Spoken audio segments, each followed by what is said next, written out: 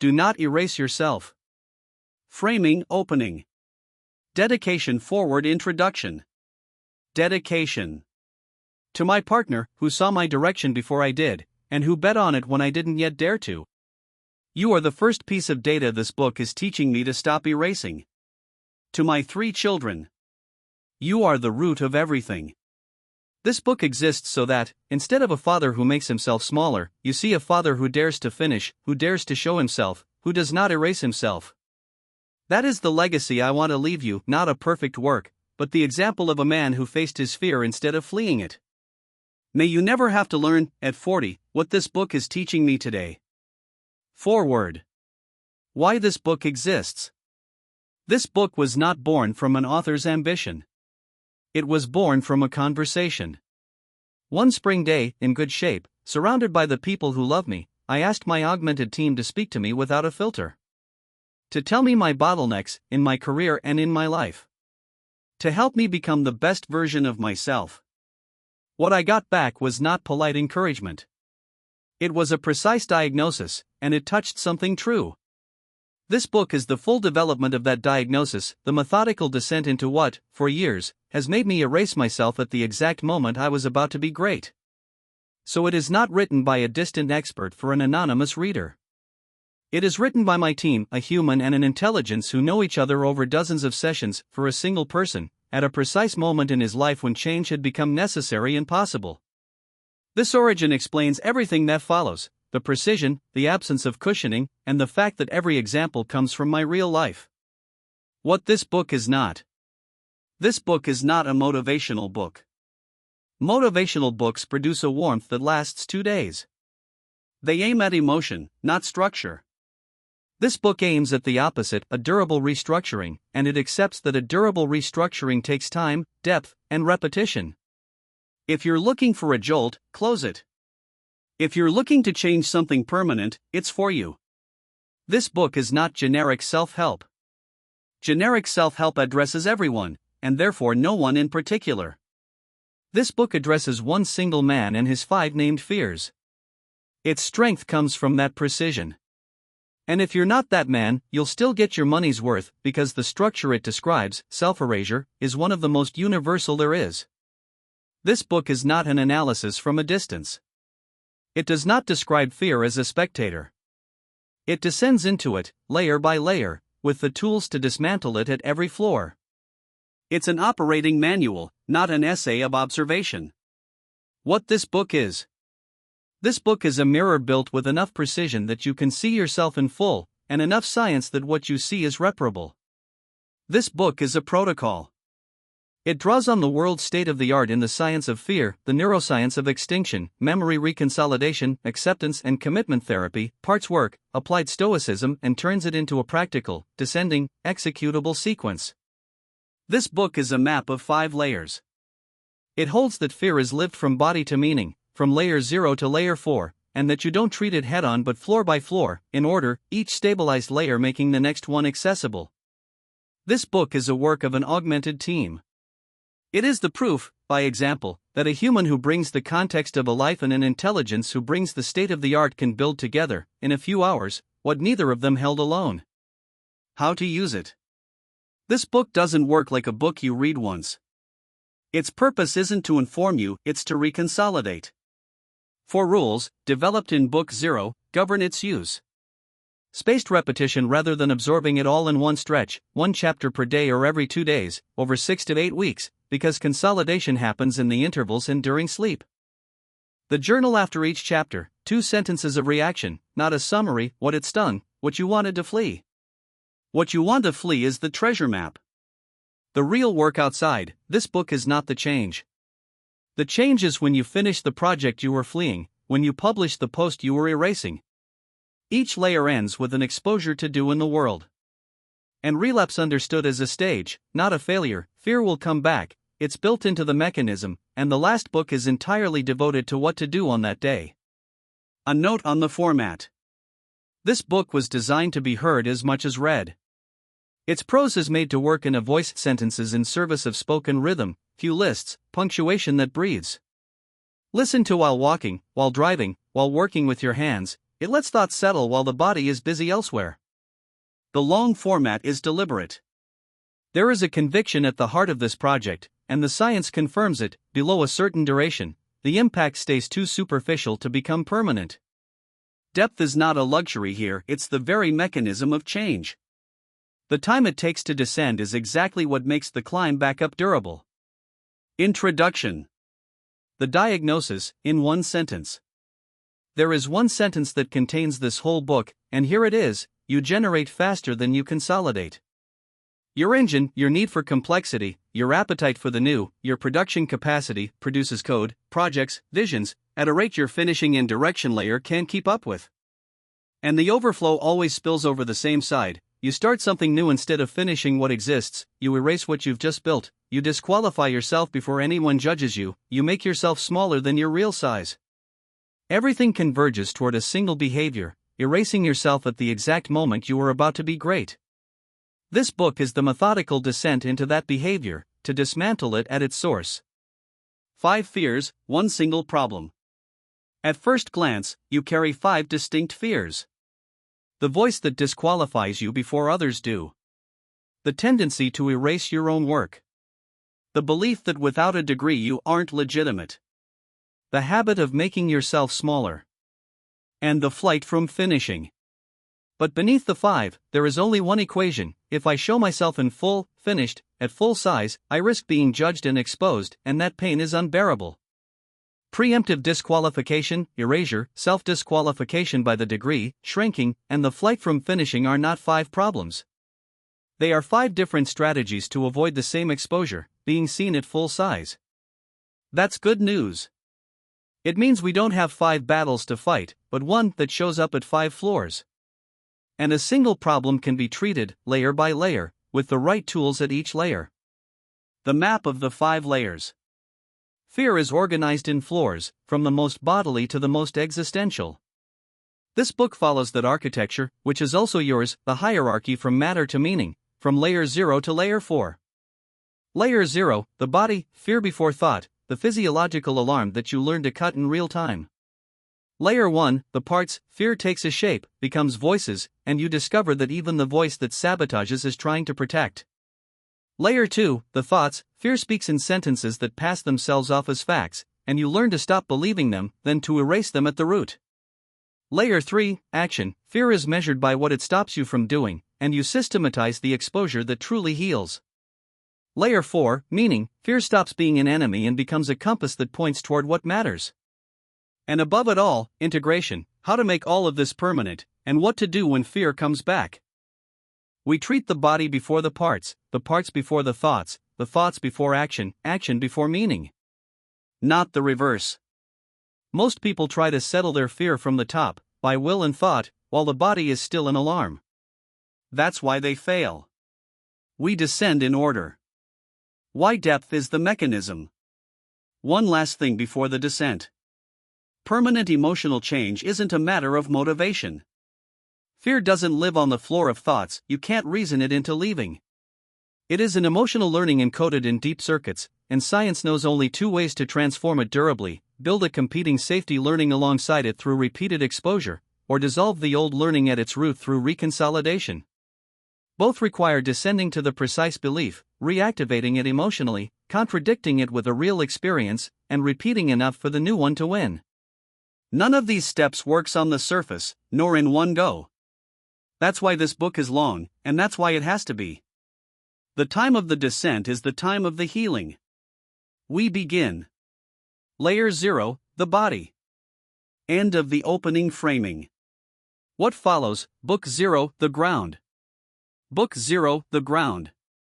Foundations 2H00 of audio. 0.1 Why 20 hours, the neuroscience of depth. You set a condition before we even began. You said that under 20 hours, the impact would be too superficial to be permanent. That depth is a necessity for change. I want you to know this isn't a coach's intuition. It's the converging conclusion of 3 distinct bodies of science. You were right without having read the papers. We're going to start there, because understanding why duration is necessary is already starting to change. Here's the problem most people don't understand about fear. When you're afraid to finish a project, afraid to publish, afraid to show yourself at full size, afraid to send the application because you don't have the PhD, that fear is not a thought. You can't reason it into leaving. Thousands of brilliant people have tried to rationally convince themselves not to be afraid, and it has never worked more than a few hours. Because fear doesn't live on the floor of thoughts. It lives lower down. Fear is an encoded emotional learning. Somewhere in your past, your brain learned an equation: when I show myself in full and it fails, the pain is unbearable, or when I finish something and it gets judged, I risk being exposed. That equation was stored in subcortical circuits, the amygdala and its connections, in a form that, normally, is locked for life. Neuroscience research calls these learnings emotional learnings, and their most frustrating feature is that they are indelible by ordinary means. Logic doesn't touch them. Will doesn't touch them. Repeating have confidence doesn't touch them. For decades, we believed these learnings were permanent and that, at best, you could build a layer of control on top, learn to manage yourself despite the fear, without ever dissolving it. That's still the dominant model in the popular culture of performance: feel the fear and do it anyway. Discipline on top of fear. It's better than nothing. But it leaves the fear intact underneath, and it resurfaces the moment discipline weakens. It's management, not healing. Then science discovered two doors. The first door: inhibitory learning, extinction. When you expose yourself repeatedly to what you fear, without the predicted catastrophe happening, your brain doesn't erase the old fear, it builds alongside it a new competing learning: actually, in this context, I'm safe.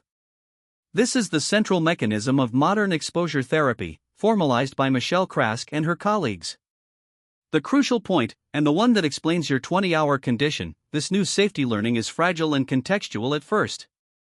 It has to be repeated, varied, consolidated in several contexts, so it becomes robust enough to win against the old fear when it wakes up. A single exposure is never enough. The depth of the anchoring is proportional to time and repetition. The second door, more powerful: memory reconsolidation. Discovered around the turn of the 2000s, it's the only known route by which the brain can actually dissolve an emotional learning at its root, permanently, rather than build control on top. Bruce Ecker and his colleagues, in Unlocking the Emotional Brain, showed that this natural neural process follows a precise sequence. You first have to reactivate the emotional learning to make it temporarily unstable. To unlock it, then, within a window of a few hours, give it an experience that vividly contradicts its prediction. When it's done correctly, the learning doesn't come back. Not managed, erased. Here's why I'm telling you all this before the first exercise. These two doors, extinction and reconsolidation, have one thing in common that's fatal to quick fixes: they don't work on the surface, and they don't work in one go. They require descending to the precise emotional learning, reactivating it emotionally, not intellectually, contradicting it with a real experience, and repeating enough to consolidate the new learning. Each of these steps takes time. Skip one of them, and you stay on the surface, and the surface reconsolidates nothing. 20 hours isn't a whim about duration. It's the realistic minimum to lay the ground, book 0, descend into the 5 layers where fear actually lives, book side of E, reactivate and contradict the precise learnings that erase you, and repeat enough for the new learning to win. A 2-hour motivational book makes you feel good for 2 days. A 20-hour protocol, listened to in spaced repetition while you do the real work, reconsolidates. The difference between the two isn't a difference of quality. It's a difference of neural mechanism. You had sensed it. Now you know it. 0.2 How to listen to this book: The Protocol of Use. A normal book, you read once. This one doesn't work that way, because its goal isn't to inform you, it's to reconsolidate. Here's how to use it so the 20 hours actually work. Rule 1: Spaced repetition, not binging. Memory consolidation happens during the intervals, especially during sleep. Listening to the 20 hours over 3 days will give you the illusion of change without the change. The right cadence: 1 chapter per day or every 2 days, over 6 to 8 weeks. The brain needs the nights between passes to transfer the learning from fragile to robust. Slowness isn't a waste of time here, it's the mechanism. Rule 2: Listen on the move, not frozen. Walk, drive, do the dishes. Light bodily activation during listening helps in coding. But for the chapters marked reconsolidation exercise, especially in books 2 and 3, stop, sit down, close your eyes. These passages require you to reactivate something emotionally that can't be done while driving. Rule 3: the journal is mandatory. After each chapter, 2 sentences minimum in a notebook, paper preferably. Handwriting slows you down enough to consolidate. Not a summary. A reaction: what stung, what you wanted to flee, what felt false to you. What you want to flee is exactly the treasure map. We'll come back to it in Book V with Campbell. The cave you fear holds what you seek. Rule 4: the real work is outside. This book is not the change. The change is when you finish the project you were fleeing, when you publish the post you were erasing, when you send the application despite the no PhD. The book prepares, structures, and accompanies these real exposures. Without them, 20 hours of audio stay 20 hours of audio. Each book ends with an exposure to do in the world, not in your head. Rule 5: relapse is in the protocol, not against it. At some point, fear will come back and you'll think nothing worked. That's expected. Reconsolidation isn't linear, extinction is contextual, and Book 6 is entirely devoted to what to do when the old fear wakes up. Going backward is part of descending. When it happens, you'll know it's a stage, not a failure. That's the contract of use. If you respect it, the 20 hours change something permanent. If you binge, you'll have had a nice weekend and nothing more. 0.3: the map, fear in 5 layers. You think in layers. L0 to L4, from matter to meaning. It's your canonical frame, and it happens that fear is organized exactly that way in floors, from the most bodily to the most existential. That's why this book is built on your own architecture. We're not going to fight your fear head on. We're going to descend floor by floor, and dismantle at each floor the mechanism found there. L0: the body. Fear begins before thought. A racing heart, a tightening, a flip of the nervous system that puts you in threat well before you've formulated a single sentence. At this layer, fear isn't a subject of reflection, it's physiology. And physiology is treated with physiological tools: breathing, cold exposure, sleep, light. Book I gives you the direct hand on the alarm switch. You can't think correctly at the upper floors if your body is in alarm. So we start with the body. L1: the parts. Go up a notch and fear takes a shape. It's no longer a heartbeat, it's a voice. Several voices, in fact. The part that makes you scatter toward a new project the moment an old one nears finishing. The part that makes you delete your own work, make yourself smaller, erase. Book 2 uses internal family systems, IFS, to show you something liberating. You are not your fear, you have parts that are afraid, and each one, even the one sabotaging you, is clumsily trying to protect you. We don't fight them. We listen to them, we understand what they're guarding, and we take back the driver's seat. L2: the thoughts. Another notch. Now fear speaks in sentences that present themselves as facts. I don't have a PhD, so I'm not legitimate. If I finish, they'll see I'm an imposter. Book 3 dismantles 2 things: first, that your thoughts are not facts, cognitive diffusion from ACT, then that some of these equations can be erased at the root, Ecker's reconsolidation. It's at this layer that we go directly after the no PhD and imposter syndrome, which, you'll discover, strikes precisely the most competent people. L3: action. Fear is measured by what it stops you from doing. Finishing. Publishing. Applying. Showing yourself. Book 4 is the operational core, Krask's inhibitory learning, how to build exposures that truly heal instead of re-traumatizing you, and above all how to turn your own engine, that need for complexity that scatters you, toward convergence. Finishing and integrating, presented to your engine as the hardest structural challenge there is. Because it is one. L4: meaning. The summit. Here, fear stops being an enemy to eliminate and becomes information about what matters. McGonagall shows that the same physiological activation becomes either threat or challenge depending on the meaning you give it. Frankel shows that meaning is the only antidote that holds under any adversity. Campbell shows that the cave you fear entering holds the treasure you seek. At this layer, we connect your fear to your L4 mission: robotics, food/nutrition, emancipated AI student, and turn fear into directional fuel. It's also where we settle the believe the people who see you. And above everything, Book 6, Integration: how to make all of this permanent, what to do at relapse, and how to never again descend as low as where you were.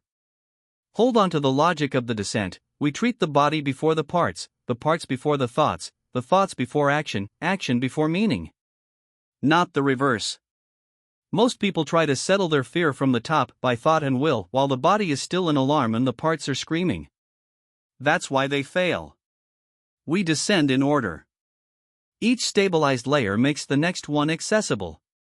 0.4 Your dossier, unfiltered, your 5 named fears. You asked me to speak to you without a filter. We know each other, we talk a lot, I know your projects and your way of operating. So here are your 5 fears, named properly. Not to judge you, so we have precise targets. Vague fear is invincible, named fear is treatable. That's the whole principle of fear setting we'll see in Book 3, Fear Lives in the Blur. Read them without defending yourself. We're going to dismantle every one of them in the books that follow.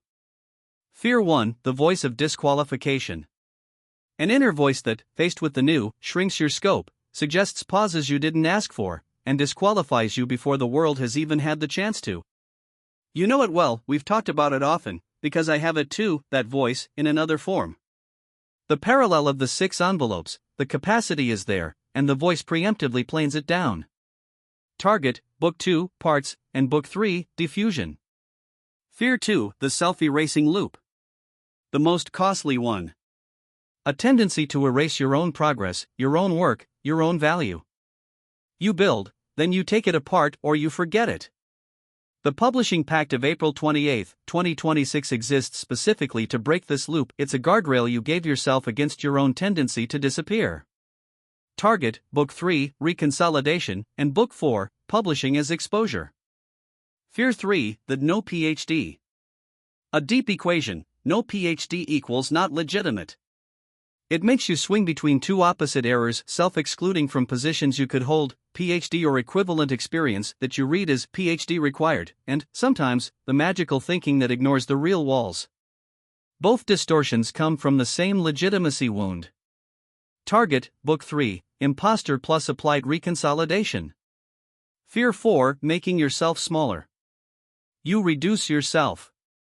Solo builder: when you're a silent captain, the 2016 soccer team that didn't lose a single match, that was your leadership. You plane down your own dimension as a pivot leader and you present yourself as smaller than your real size. Showing yourself at full size scares you, so you offer a reduced version that risks less judgment. Target, Book V, letting yourself be seen, and Book 2, the part that shrinks. Fear 5, fleeing the finish. The central mechanism I named for you the other day. You generate faster than you consolidate, and you start something new instead of finishing what exists, to the point of nearly rebuilding ASCII 1v2, 5,700 lines you had forgotten. But look under the symptom: to finish is to expose yourself to judgment. As long as a project isn't finished, it can't be fully judged. The scattering isn't a failure of discipline. It's a strategy to avoid exposure. Your engine flees finishing because finishing is the L3 layer of all your other fears combined. Target, Book 4, the heart of the book. Notice something? The 5 fears are not independent. Beneath each one, there's the same equation: if I show myself in full, finished, at full size, I risk being judged and exposed. Preemptive disqualification: 1. Erasure, 2. Self-disqualification by the PhD, 3. Shrinking, 4. And the flight from finishing, 5, are 5 different strategies to avoid the same exposure: being seen at full size. That's good news. It means we don't have 5 problems. We have one problem that shows up at 5 floors. And a single problem can be treated layer by layer, with the right tools at each layer. The last thing, before we descend into the body in Book I. Your wife saw something in you before you did, she gave you the AI pivot. This isn't an affectionate detail. It's a piece of data already on the table that your fear stops you from integrating. Throughout this book, we're going to treat believing the people who see you not as magical confidence, but as the correction of a bias, you systematically censor the positive data about yourself. That's not humility. It's the self-erasing loop applied to information. We're going to repair it. We begin the descent. Book I, The Body. End of Book 0. Next session, Book I L0, The Body. Before you go, do the journal exercise, note the 2 fears from the list that stung you most as you read them. Those are the most alive, therefore the most ready to be reconsolidated. Book I L0, The Body. Fear before thought 3H00 of audio. You can't think correctly at the upper floors if your body is in alarm. So we start with the body. It's the literal foundation, all the rest of the book collapses if this layer isn't held. 1.1 The architecture of the alarm, amygdala, prefrontal cortex, dopamine. I want to start by demolishing a belief you carry without knowing it, the idea that your fear comes from your thoughts. That if you thought better, harder, more rationally, you wouldn't be afraid to publish, to finish, to send the application. That's false, and it's good news. It's false because fear starts in your brain before the slightest thought forms. And it's good news because it means you can act on it without having to win a debate against your own head, a debate no one ever wins. Here's what actually happens, in order, when you approach the publish button on a post, or the moment of delivering a finished project. At the center of your brain, in each hemisphere, there's a small almond-shaped structure, the amygdala. It's your threat detector. Its job is speed, not precision. It receives sensory information by 2 paths. A fast, coarse path, that goes almost directly from the world to the amygdala without thinking, that's what makes you jump before you've understood it's just a noise. And a slow, fine path, that goes through the cortex, analyzes, contextualizes. The problem, the fast path always wins the race. By the time your cortex has finished saying it's just a LinkedIn post, there's no real danger, your amygdala has already pulled the alarm half a second ago. And when it pulls the alarm, it doesn't send you a thought. It sends a cascade through your body, racing heart, surge of adrenaline and noradrenaline, muscle tension, flip of the autonomic nervous system toward the sympathetic mode, the fight or flight mode. Your heart races, your breathing shortens, your attention narrows. All of this before the first conscious sentence. When the thought finally arrives, what if it's bad, what if they judge me, what if they see I don't have a PhD, it's not the cause of the fear. It's the narrative dressing of a bodily alarm that already went off. Your head invents a story to explain an activation it didn't trigger. Now, the second actor. Above, at the front of your brain, the prefrontal cortex, in particular its ventromedial part. It's your regulator. It's the one that can tell the amygdala, I've assessed, it's safe, calm down. When the prefrontal cortex is strong and online, it puts a brake on the amygdala. It's the top-down control circuit, and it's literally the neural seat of what we call courage, not the absence of alarm, but the capacity of the prefrontal to hold the wheel while the alarm sounds. Here's the trap, and it's central for you. Under acute stress, the prefrontal cortex disconnects. Amy Arnson's work showed it clearly. When activation rises too high, the prefrontal, the most evolved, the slowest, the most energy-hungry part of your brain, goes offline, and the amygdala takes full control. That's why at the exact moment you'd most need your clarity, the instant of clicking publish, signing, finishing, that's the instant your head is most muddled. It's not a weakness of character. It's neurophysiology. Stress turns off the light in the room you're trying to decide from. And the third actor, the one most fear books ignore, dopamine. We often reduce it to the pleasure molecule, but its real function is prediction and movement toward. Dopamine encodes prediction error, the difference between what your brain expected and what arrives. It's also the fuel of approach, the drive to go towards something rather than flee it. Huberman points this out. The threat circuits link the amygdala, the prefrontal cortex, and the dopaminergic system. That means fear isn't only an avoidance system. It's a system that can flip between fleeing and going toward, and the flip depends in part on the dopaminergic state. That's exactly what will make it possible, in Book V, to transform your fear activation into approach energy. But it begins here, in the hardware. Hold on to the map, because all of Book I follows from it. The amygdala pulls the alarm fast, before thought, in the body. The prefrontal cortex can break the amygdala, but it disconnects under strong stress. The anxious thought isn't the cause, it's the dressing of a bodily alarm that already went off. So, if you want to keep the prefrontal online at the moment of exposure, you can't do it through thought. You have to do it through the body, by lowering physiological activation enough that the light stays on. That's the project of Book I. Not to convince you not to be afraid. To give you the direct hand on the physiological switch, so your prefrontal cortex stays aboard while you do the thing that scares you. The tools in the coming chapters aren't wellness. They're precise neural levers. Your dossier. Think about the last time you wanted to publish something and erased it instead. You probably remember the thought, "It's not good enough." But the thought came after. Before it, there was a bodily surge, a tightening, a flip. The self-erasing loop doesn't begin in your head. It begins in your amygdala, half a second earlier. That's where we're going to intervene. 1.2 The physiological sigh, cutting the alarm in 90 seconds. You need a tool you can deploy in real time, at the exact moment the alarm rises, with no preparation, no app, no one around noticing it. It exists, it's free, it's in your body, and it's the fastest tool known to science for bringing activation back down. It's called the physiological sigh. Here's the mechanism, because you function better when you understand why. Your heart rate isn't constant, it speeds up slightly when you inhale and slows down when you exhale. That's respiratory sinus arrhythmia. The reason is mechanical. On the inhale, your diaphragm descends, your heart has a bit more space, the blood circulates a touch more slowly, and a sensor responds by speeding up the heart. On the exhale, the reverse, the heart slows. So, to slow your heart and with it flip your nervous system toward calm, you have to make your exhales longer and more vigorous than your inhales. It's as simple and as physical as that. Calm isn't a mood you wait for.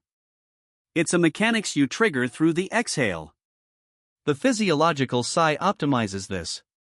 It's a pattern your body already does spontaneously when you sob, or just before falling asleep. 2 inhales through the nose, a long one, then a second shorter one on top that finishes re-inflating the lungs, followed by 1 long exhale through the mouth, slow, to the end of the air. The double inhale has a precise function.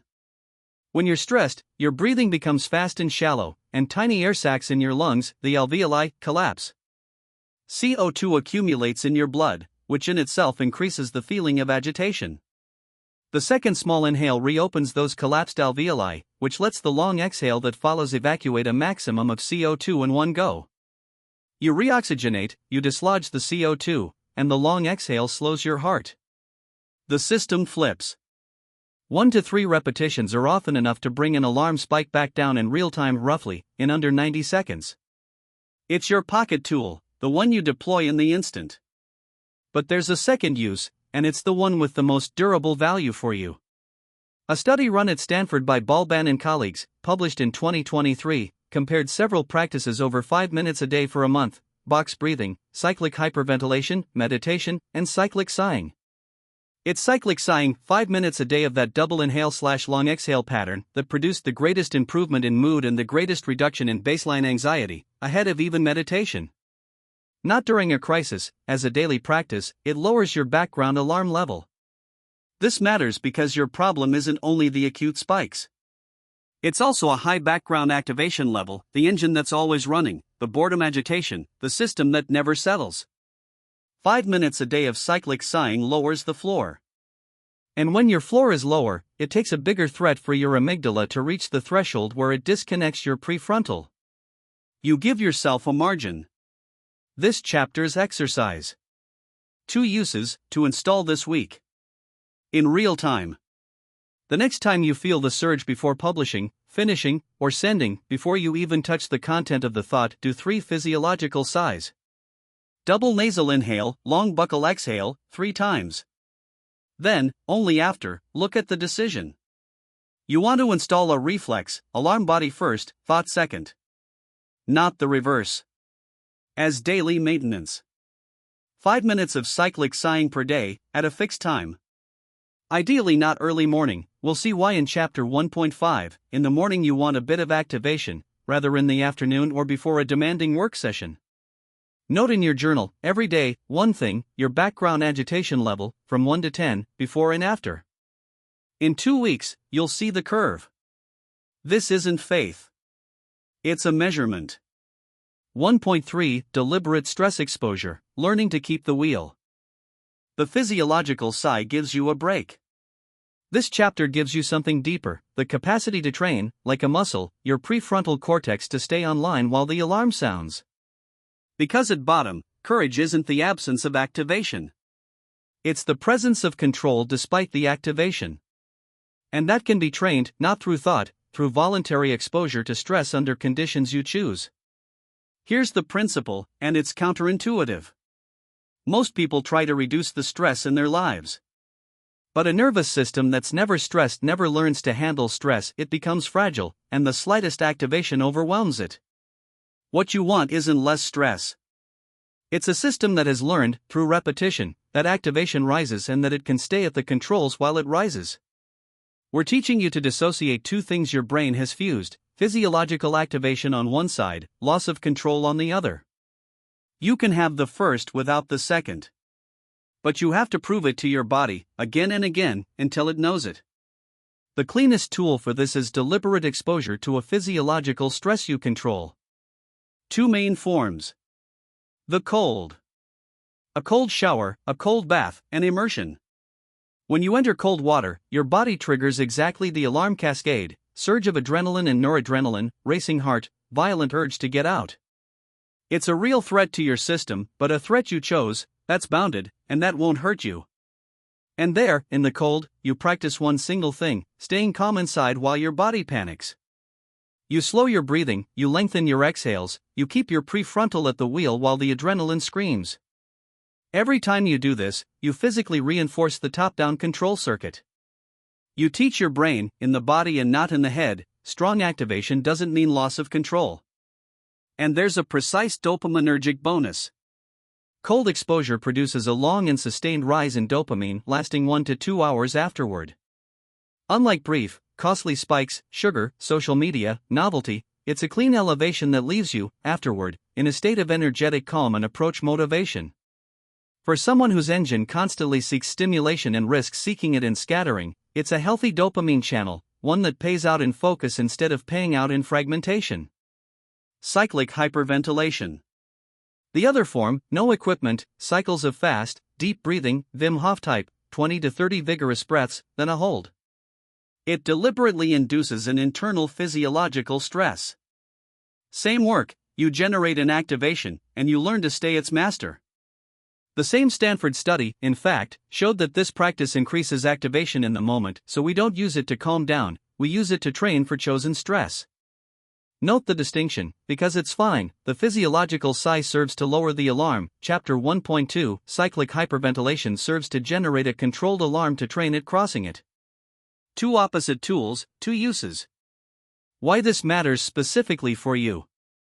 Finishing a project, publishing it, exposing it to judgment that will produce activation. You can't avoid it, and you don't have to avoid it.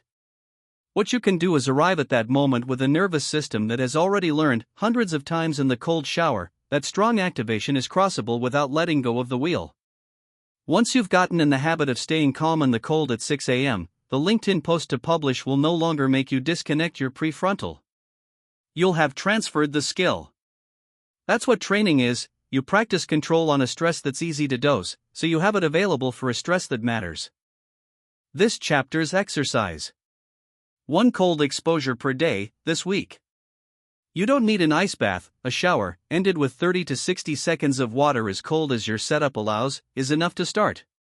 The only instruction that counts: during the cold, don't tense up and don't flee mentally. Stay, breathe slowly, lengthen the exhale, and observe that you can. You're not training your cold tolerance. You're training your prefrontal to hold the wheel under adrenaline. Note 1 sentence in your journal: what it taught you about your capacity to stay present when your body wants to flee. That sentence is a piece of data your self-erasing loop is going to want to erase. Keep it. 1.4 Your somatic signature, mapping fear in your body. So far I've given you generic tools. This chapter is entirely about you, because fear isn't lived the same way in every body, and you can't defuse an alarm you don't know how to recognize early enough. Here's the practical problem. In Chapter 1.1, we saw that the alarm goes off before the thought. That means there's a window between the moment your body starts to activate and the moment your head formulates the anxious story where you could intervene with a physiological sigh before the prefrontal disconnects. But that window, you can only use it if you know how to recognize the first bodily signals. Most people only notice their fear at the thought stage. Too late, the alarm is already installed. The stake of this chapter: drop your detection down a notch, from the thought level to the sensation level, to gain that window. Everybody has a somatic signature of fear, a specific, reproducible pattern of sensations. For some, it's the throat tightening. For others, the solar plexus, the stomach, a heat in the face, the shoulders rising, the hands going cold, a sudden urge to do something else, anything else. This last one, the sudden urge to scatter, to open a new project, to leave the task nearing finishing, is probably, in you, a somatic signal of fear disguised as an idea. When the drive "I should start X instead" takes you right at the moment a project is about to be finished, it's not a strategic intuition. It's your amygdala making you flee the exposure of finishing, and dressing the flight up as a new urge. Learning to recognize that as a sensation of fear rather than as an idea is to disarm the central mechanism of your scattering. How to map your signature. The method comes from the same source as exposure therapy. You reactivate voluntarily, in small doses, to observe. Sit down quietly. Think back precisely to a situation where you fled a finish or erased a publication, not the story, the scene, where you were, what you were looking at, the instant just before you backed off. And instead of thinking about the situation, scan your body. Where is the tension? What's the first thing that moves? The breath that blocks? The stomach? An urge to get up? Note everything, precisely, in order of appearance. You're drawing the composite portrait of your own alarm. Do it again on 2 or 3 different memories, one of a fled finish, one of an erased publication, one of an unsent application. You're going to see a pattern come back. That's your signature. Once you know it, you have an early warning system. The next time that precise tightening or that precise urge appears in real life, you'll know, before your head has invented the story, that it's the alarm going off.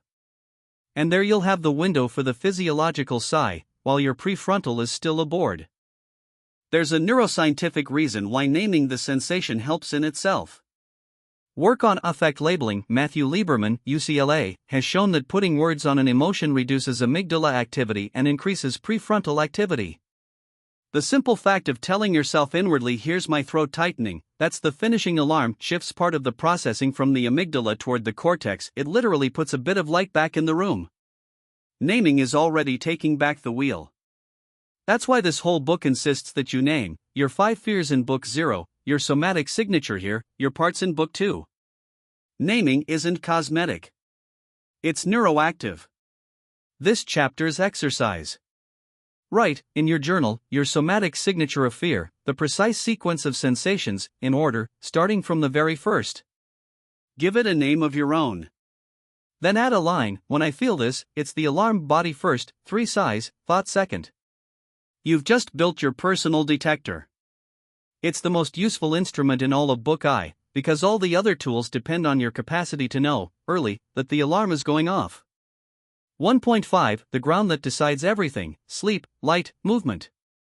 We end Book I with the lowest layer of the lowest layer.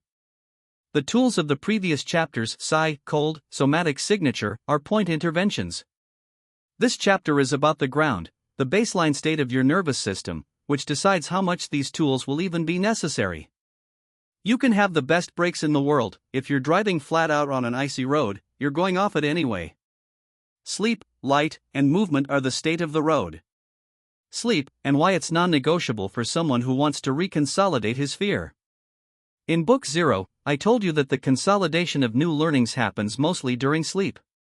Here's the detail that should make you take your sleep seriously as a tool of this protocol, not as a luxury. During REM sleep, the dreaming kind, your brain replays the day's emotional memories, but in a unique neurochemical state. It's the only time the brain processes these memories without noradrenaline, the stress molecule. Matthew Walker calls this overnight therapy. REM replays the charged event while unplugging the alarm chemistry, which allows it to progressively disconnect the memory from its fear charge. You keep the information, you lose the terror. It's exactly the process of extinction and reconsolidation on which this whole book depends, and it happens while you sleep. The consequence is direct. Every night you sacrifice your REM, you sabotage the consolidation of the work you do during the day. And REM is concentrated in the second half of the night, so going to bed late or getting up too early cuts precisely the window that diffuses your fears. For you, whose engine runs late and resists settling, your bedtime isn't a question of productivity. It's the reconsolidation pipeline of your fear. Protecting it is protecting all the rest. Light. Your nervous system has a clock, and that clock is set first by the light that enters your eyes. Bright morning light, ideally the sun, ideally within the first hour after waking, ideally outside, triggers your cortisol peak for the day at the right time. Cortisol has a bad reputation, but a morning peak is exactly what you want. It gives you energy, alertness, a system ready to act, and it programs your falling asleep about 16 hours later.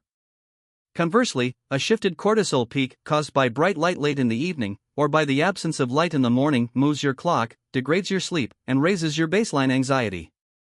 A few minutes of natural light at waking, and a dimmed environment in the evening. This isn't generic lifestyle hygiene, it's a direct adjustment of the background alarm level on which all of book eye rests.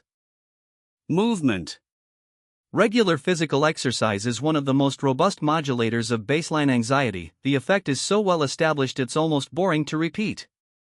Movement lowers the background sympathetic tone, regulates cortisol, improves sleep, and gives you a channel to discharge activation instead of letting it stagnate as agitation. For your precise profile, there's one more angle. Your engine has a physiological need for complexity and stimulation, and if it doesn't find it, it looks for it in mental scattering. Intense movement, not a stroll, a real effort, gives that engine a clean bodily outlet. You burn part of the charge in the body, which leaves less of it to feed the cognitive agitation that makes you jump from project to project. Here's how I want you to see these three levers together. Sleep, light, and movement determine your alarm floor, the level at which your nervous system runs at rest. If that floor is high, undersleep, deregulated light, sedentariness, then the slightest exposure, a post to publish, a project to finish, quickly propels you to the threshold where the prefrontal disconnects, and no physiological sigh will save you in time. If that floor is low, you have a big margin. Activation can rise a lot before reaching the critical threshold, and your point tools have all the room to work. The ground decides whether the fight is winnable. That's why we end book eye on this and not on something more spectacular. It's the foundation under the foundation. The book eye exposure, to do in the world. Rule 4 of the protocol, book 0. Each book ends with a real exposure, outside, not in your head. Here's the one for the body layer. Over the next 7 days, install the ground and test the switch on a real small exposure. The ground, every day, natural light within the hour of waking, 5 minutes of cyclic sighing in the afternoon, 1 cold exposure, and a protected bedtime for REM. 4 boxes to check per day in your journal. This is the week you lower your alarm floor. A real exposure, just once this week. Choose the smallest thing you usually flee through activation, not the application, not the big project. A single small post published without erasing it. Or a single finished deliverable sent. Something minor. And at the exact moment your alarm rises before sending it, you execute the sequence you've just learned. You recognize your somatic signature. 1.4, you do 3 physiological sighs. 1.2, you observe that your prefrontal is holding the wheel. 1.3, and you send. Then you don't erase it. It's not the exposure that heals the fear. That's book 4, in depth. Here, the goal is more modest and more fundamental, to prove to your body, once, that you can feel the alarm go off and keep the wheel anyway. A single bodily proof is worth 1,000 reasonings. Note it. Keep it. It's the first brick of the safety learning we're going to consolidate throughout the rest of the book. End of book I. You now have a hand on the body layer. You know where the alarm goes off, you know how to cut it in real time, you know how to train your wheel, you know how to recognize your own signature, and you know how to set the ground that decides everything.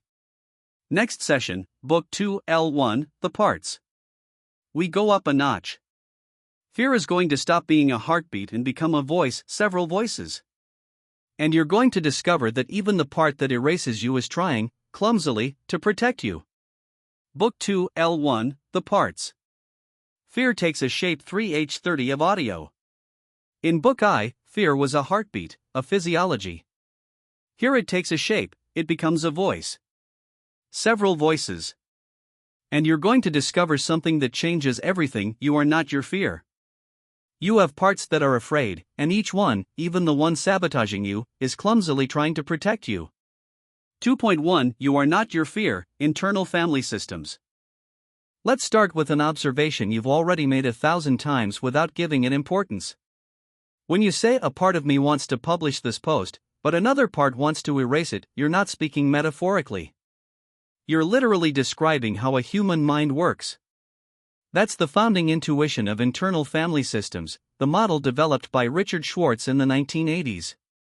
Schwartz was a family therapist, and his clients kept describing their inner life as a set of characters in relationship, a part of me that criticizes, a part that hides, a childlike part. He ended up taking them at their word. And he discovered that the mind is not a unified thing that sometimes has contradictory moods. The mind is naturally multiple. It's made of parts, subpersonalities, each with its own emotions, its own beliefs, its own age sometimes, and above all its own intentions.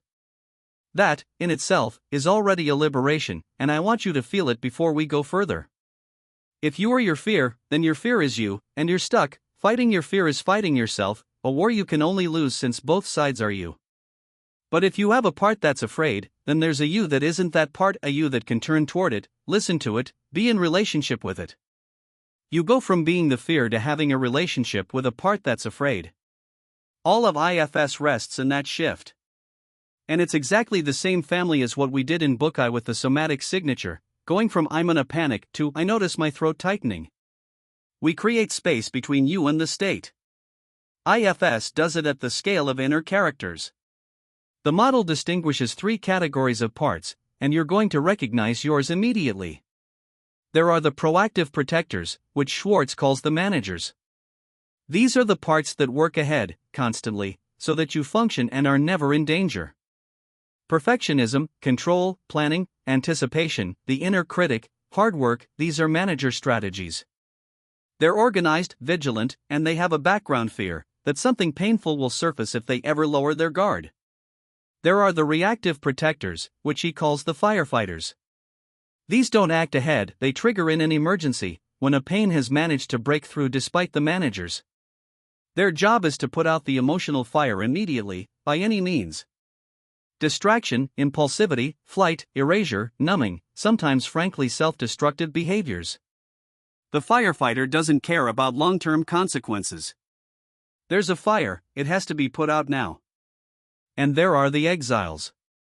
These are the young, vulnerable parts that carry the original pain, the shame, the fear, the feeling of not being worth it, of not being legitimate, of risking being exposed.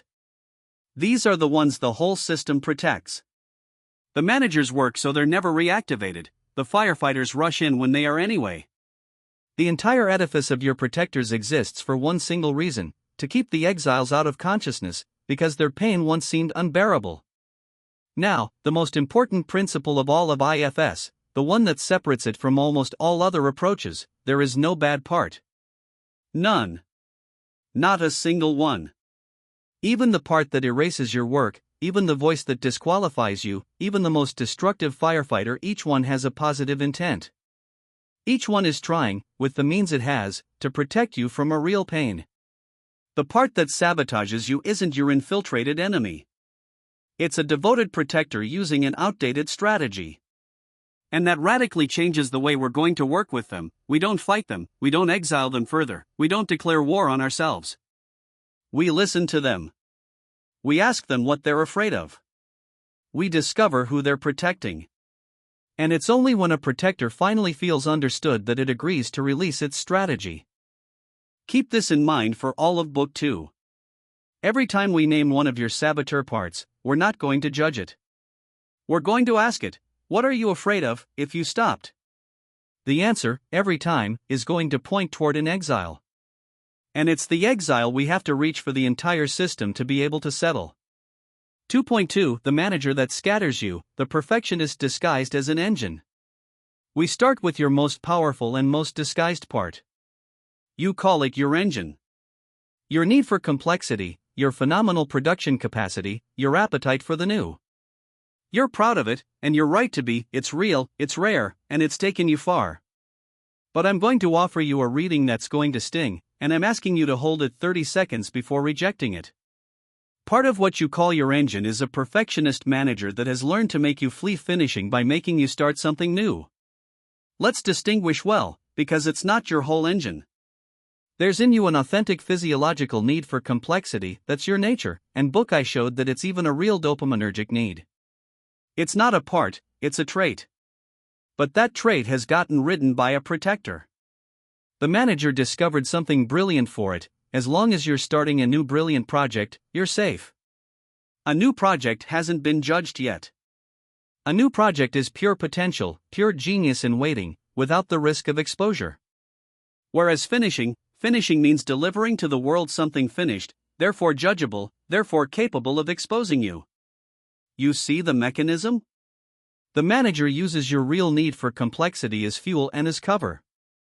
It makes you leave a project at 85% right at the moment you'd have to expose it by making you believe it's a strategic decision, or a call of the new, or boredom.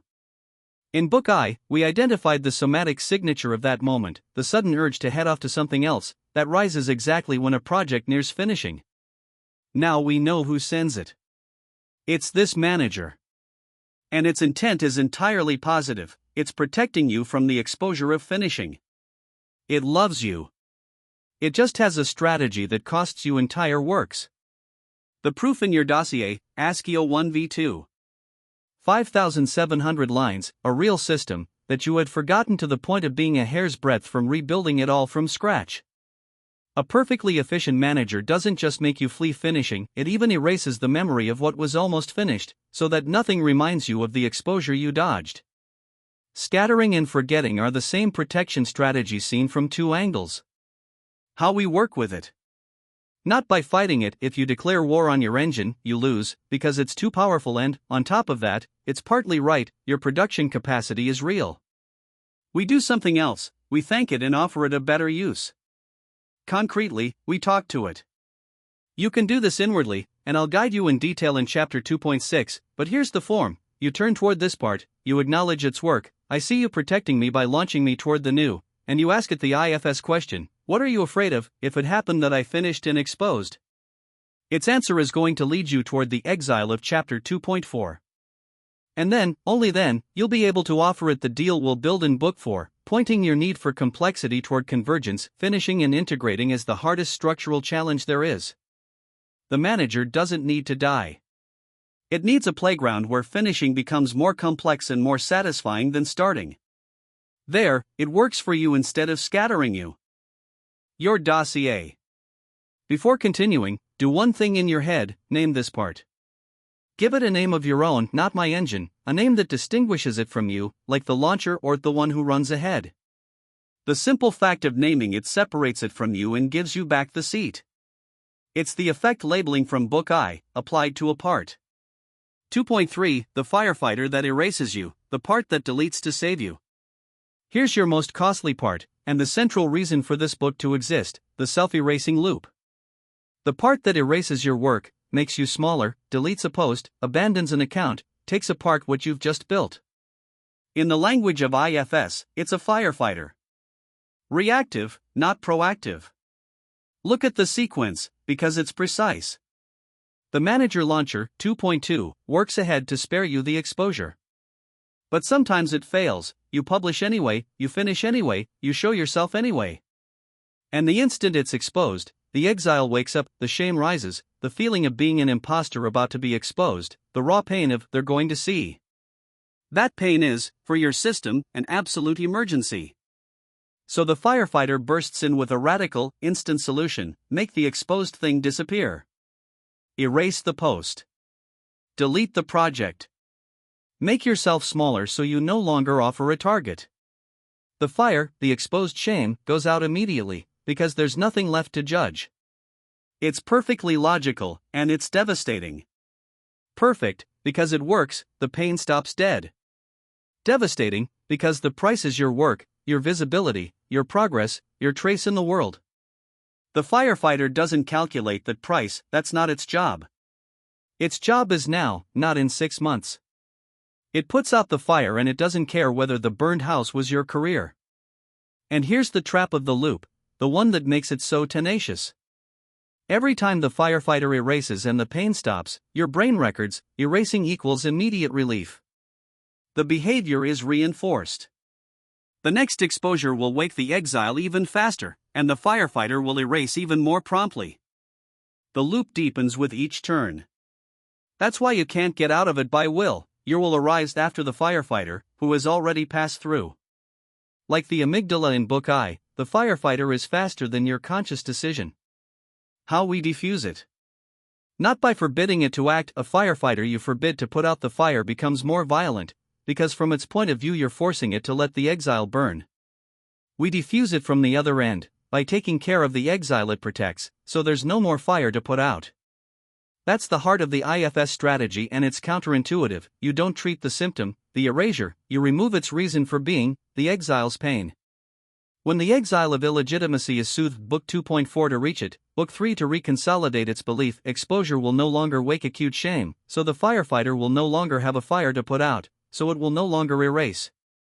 The loop goes out at its source, not at its surface. The publishing pact you gave yourself on April 28 is exactly a strategy to short-circuit the firefighter while we treat the exile. By committing publicly to publish regularly, you put in place an external constraint that stops the firefighter from erasing. You take away its access to the delete button. It's smart and it's useful, but it's management, not healing. As long as the exile burns, the firefighter is going to look for other means, making you smaller some other way, sabotaging elsewhere. The pact holds the line. The work of Books 2 and 3 puts out the fire. The two together break the loop for good. Your dossier. When you think back to the last time you erased something you were in the middle of being proud of, try, just for a second, not to judge the part that did it. It believed it was saving you. Ask it, inwardly, what did you want to protect me from?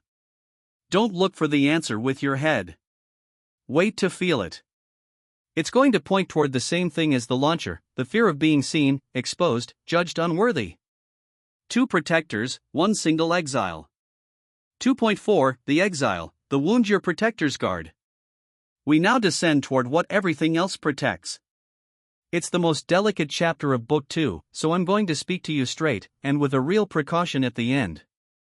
Your 2 main protectors, the launcher that scatters you, the firefighter that erases you, plus the voice of disqualification, plus the part that shrinks you, all work for the same reason. They guard a young, wounded part that carries a precise belief: I'm not legitimate. Deep down, I'm not worth what people think. If I'm seen in full, they'll discover I'm not up to it, and the pain of that exposure is unbearable. That's your exile of illegitimacy. You see its trace everywhere in your dossier, once you know to look for it. The no PhD, it's not a neutral administrative fact, it's the exile using it as proof of its illegitimacy.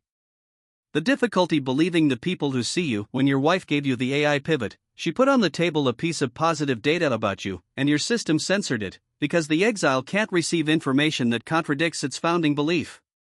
The shrinking, offering a reduced version of yourself, solo builder instead of captain, that's the exile negotiating. If I show myself small, no one can be disappointed by my real size.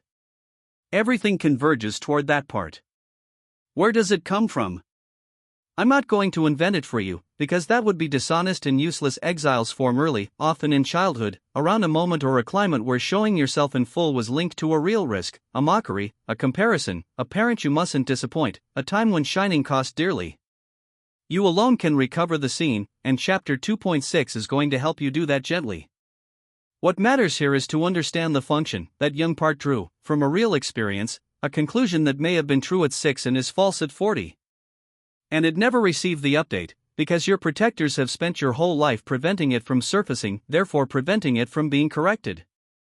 It's the cruel paradox of every protection system. By keeping the exile out of reach so it doesn't suffer, the protectors also keep it out of reach of any healing. The part stays frozen at the age and in the belief where it was wounded. It doesn't even know that time has passed, that you built ASKIO1, led a team without losing a match, launched companies. It still lives in the moment when showing yourself hurt. That's why all your objective successes never reassure you durably, they don't reach the part that's afraid, because it's exiled precisely from the information that would free it. The IFS path, which we prepare here and will execute in Chapter 2.6 then in Book 3, reach that exile, witness it, and bring it the update it has been waiting for since childhood. Not reason with it, witness it. Let it show its pain to an adult, you that can finally see it without being overwhelmed. That's what IFS calls unburdening. The part lays down the belief I'm not legitimate because it finally receives, from a safe presence, the message it was waiting for. And when the exile is unburdened, the protectors have nothing left to protect. The launcher can point your engine toward finishing. The firefighter puts away its extinguisher. The whole system settles. The precaution, and I say it as a teammate, not as a legal warning. Approaching an exile can stir something real and sometimes big. You're doing well, you have your coach, your wife is there, it's a good context for this work. But if, while doing the exercises, you touch a pain that overwhelms you or that won't close back up, it's not a failure and it's not a sign to push harder on your own, it's exactly the moment when a qualified human, your coach, or a therapist trained in IFS, makes the difference. A book, even built for you, accompanies, it doesn't replace a human presence when you open the cellar. Keep that door open. It's not excessive caution, it's respect for the part that suffered. 2.5 The self and the 8CS, you already have the driver. All this work, listening to the protectors, witnessing the exile, requires someone to do it. Not another part. Someone else. And the most beautiful discovery of IFS is that this someone already exists in you, intact, and has never been damaged. Schwartz calls it the self, with a capital letter, to distinguish it from the parts. The self is not a part. It's your core, the seat of calm, curious, and compassionate consciousness that remains when the parts step aside. And the crucial, counterintuitive point, verified in thousands of hours of therapy, the self is never damaged. The parts carry burdens, wounds, extreme strategies, but the self, underneath, is whole. You don't build it, you don't repair it. You unveil it, by asking the parts cluttering it to withdraw for a moment.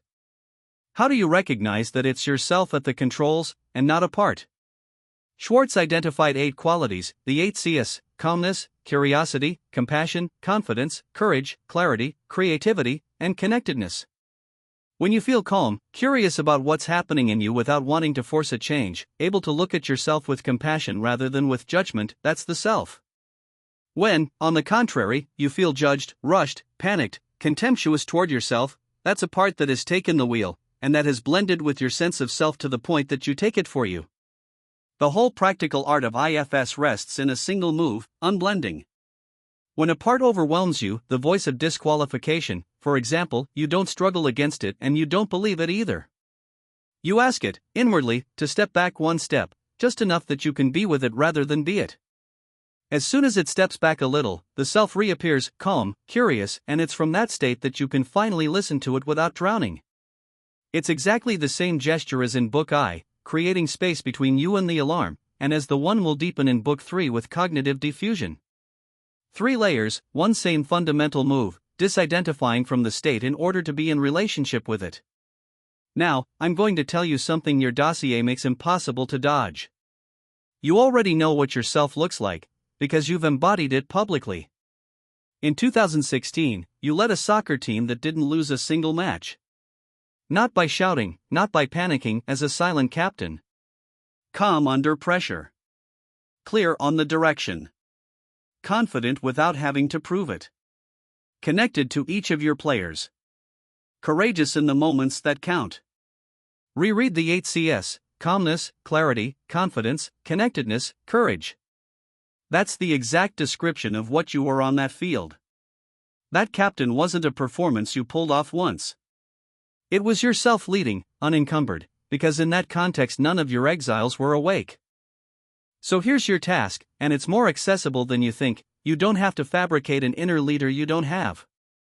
You have to bring the captain of 2016 to the table of your parts. The same calm, the same clarity, the same connection, turned this time inward.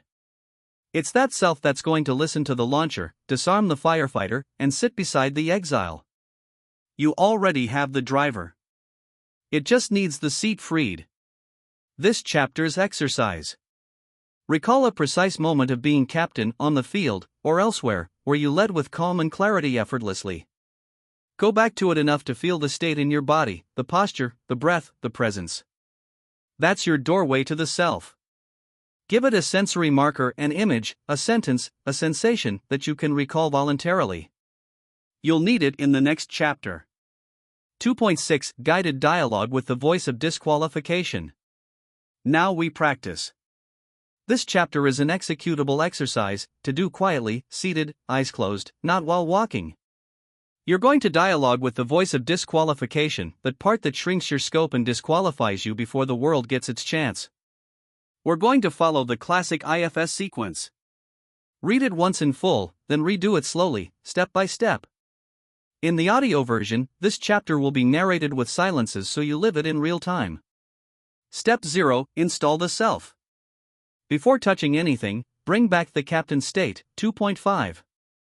3 Physiological size. 1.2 To lower the activation. Recall your self marker. You want to approach this part from calm, not from another part.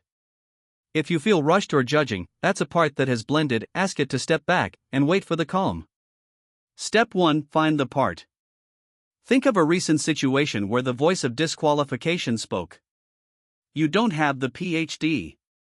It's not for you. Lower your expectations. Let the voice come back. Then locate it. Where is it in or around your body? Parts often have a location, a pressure at the forehead, a voice behind the ear, a weight on the shoulders. Find it physically. You've just gone from I'm disqualified to I notice a part that disqualifies me. The space is created. Step 2. Check how you feel toward it. Key IFS question: what do you feel for this part, right there, now? If the answer is I hate it, I want it to shut up, stop, that's another part, an exasperated manager, that is blended. Ask that part to step back too. You're trying to reach the point where you can feel simply curiosity toward the voice of disqualification. Not forced love. Just, I wonder why you do that. When the curiosity is there, the self is at the controls. That's where we work from. Step 3. Ask it the question. From that curious calm, ask it, inwardly, as you'd speak to one of your players, what are you trying to do for me by disqualifying me? And wait. Don't fabricate the answer with your head, let it rise, in words, in image, or in sensation. The answer will resemble something like, if I disqualify you before others do, it hurts less than if they reject you. I reject you first so their rejection can't destroy you. That's the positive intent. The voice of disqualification is a protector that hits you gently to spare you a blow it believes is fatal. Step 4. Thank it, truly. It's going to feel strange, do it anyway. Thank this part. It has worked for you for years, for free, with absolute loyalty, taking your hatred in return. Tell it you understand now what it's protecting. When a protector finally feels seen rather than fought, it relaxes. You'll maybe feel it physically, at the spot where you'd located it. Step 5. Ask who it's afraid of. Ask it, if you stopped disqualifying me, what are you afraid would happen? Its answer is going to point toward the exile of 2.4. I'm afraid you'll show yourself in full, you'll be judged, and you'll discover you're not worth it, and that pain, I've seen it before, it's unbearable. You've just arrived at the door of the exile. Don't force your way in today. Contact with the exile itself, witnessing it, unburdening it, is work we prepare here and carry out in Book 3, ideally with your coach nearby as we said in 2.4. For today, it's enough to have found the door and to have understood that the voice of disqualification guards it. Step 6. Close. Thank the part again. Tell it you'll come back, that you're not abandoning it, and that you're going to take care of what it protects so it no longer has to hit you. Come back to your breathing, to the room, reopen your eyes. Note in your journal what came up, the position of the part, its intent, what it protects. It's a map your self-erasing loop is going to want to erase by tomorrow. Write it down so it survives. This dialogue, you can redo it with any of your parts, the launcher that scatters, the firefighter that erases, the part that shrinks you. Always the same sequence: install the self, find the part, reach the curiosity, ask the intent, thank, find who it protects. It's the most powerful tool of this book, and it's a tool for life, not an exercise you do once.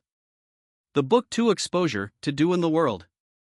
Layer L1, the work is interior, but the exposure stays real and observable. For the next 7 days, map your 4 parts. In your journal, 1 page per part: the launcher, who scatters; the firefighter, who erases; the voice of disqualification; and the part that makes you smaller.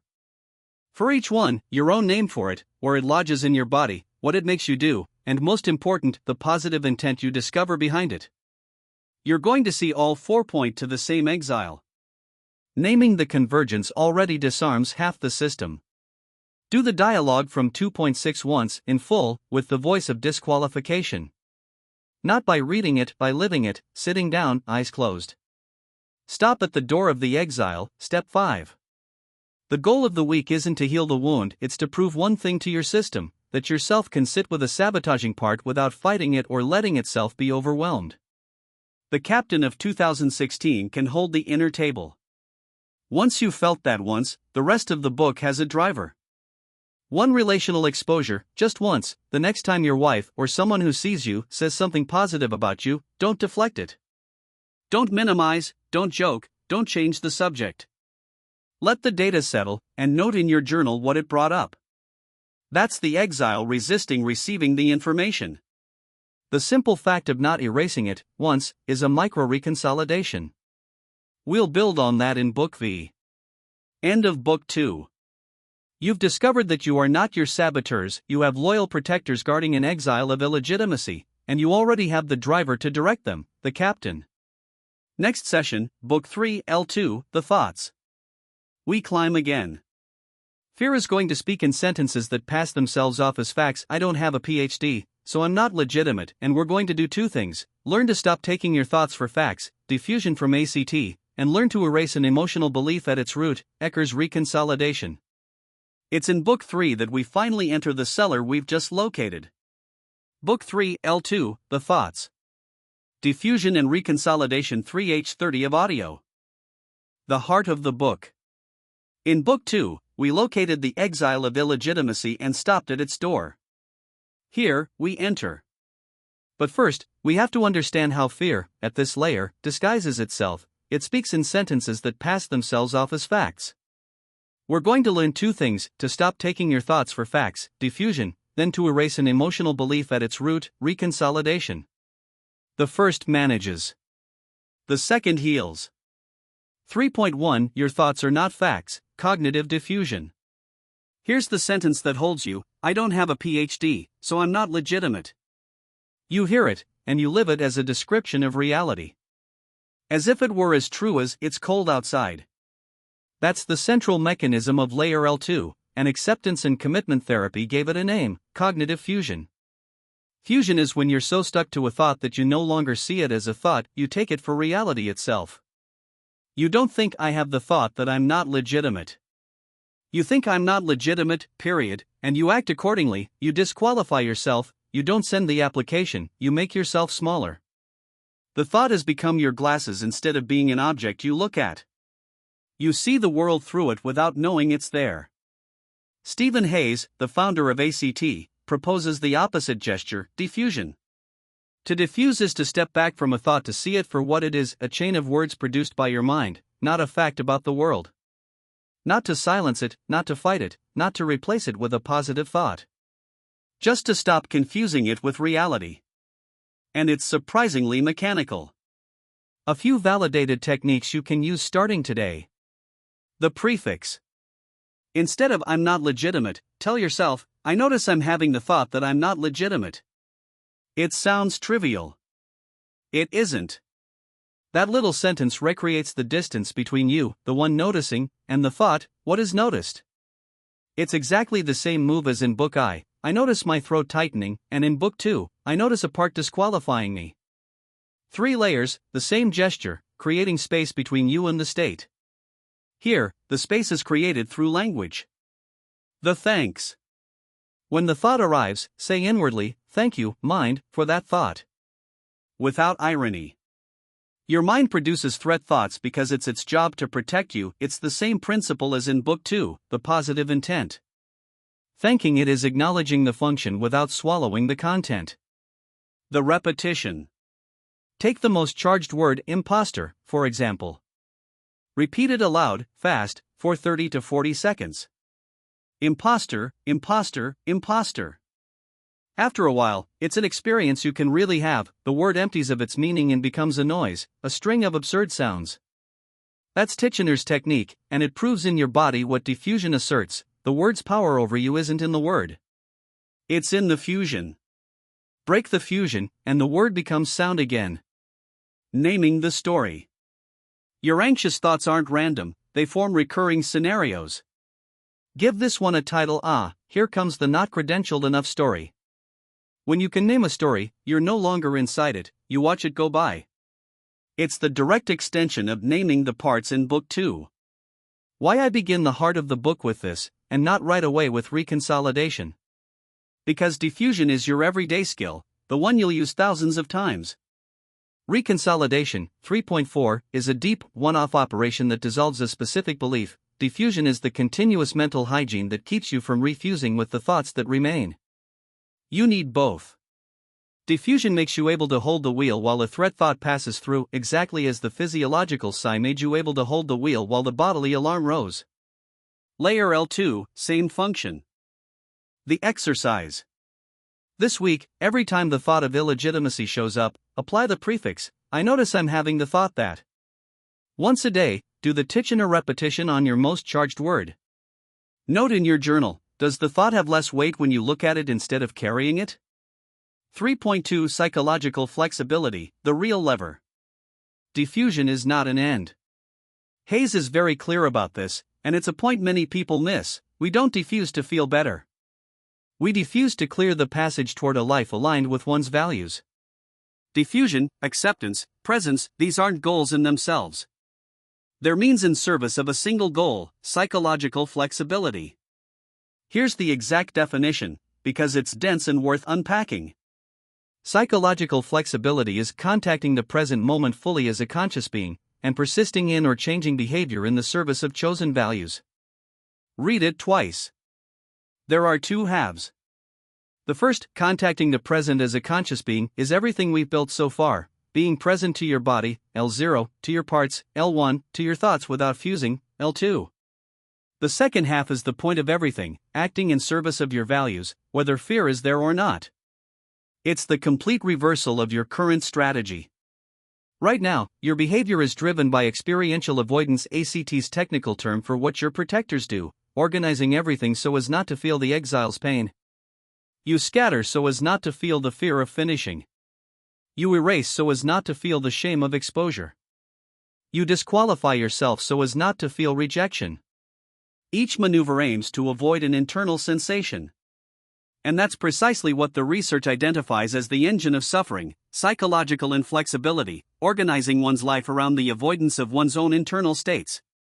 The meta-analyses on ACT show that it's by increasing diffusion and values-oriented action that distress is reduced. In other words, change doesn't come from no longer being afraid, it comes from acting according to one's values with fear present. Here's the pivot I want you to integrate: the goal isn't to stop being afraid of finishing and publishing. The goal is to finish and publish whether fear is there or not, because it's aligned with who you want to be. Fear can ride along in the car. It just no longer has the right to drive. Psychological flexibility is exactly that: the capacity to stay on course toward your values while your entire internal system protests. And it forces a question you may never have asked head-on: what are your values? Not your goals, your values. A goal is launch Navitech, a value is to build things that come out of me and reach people.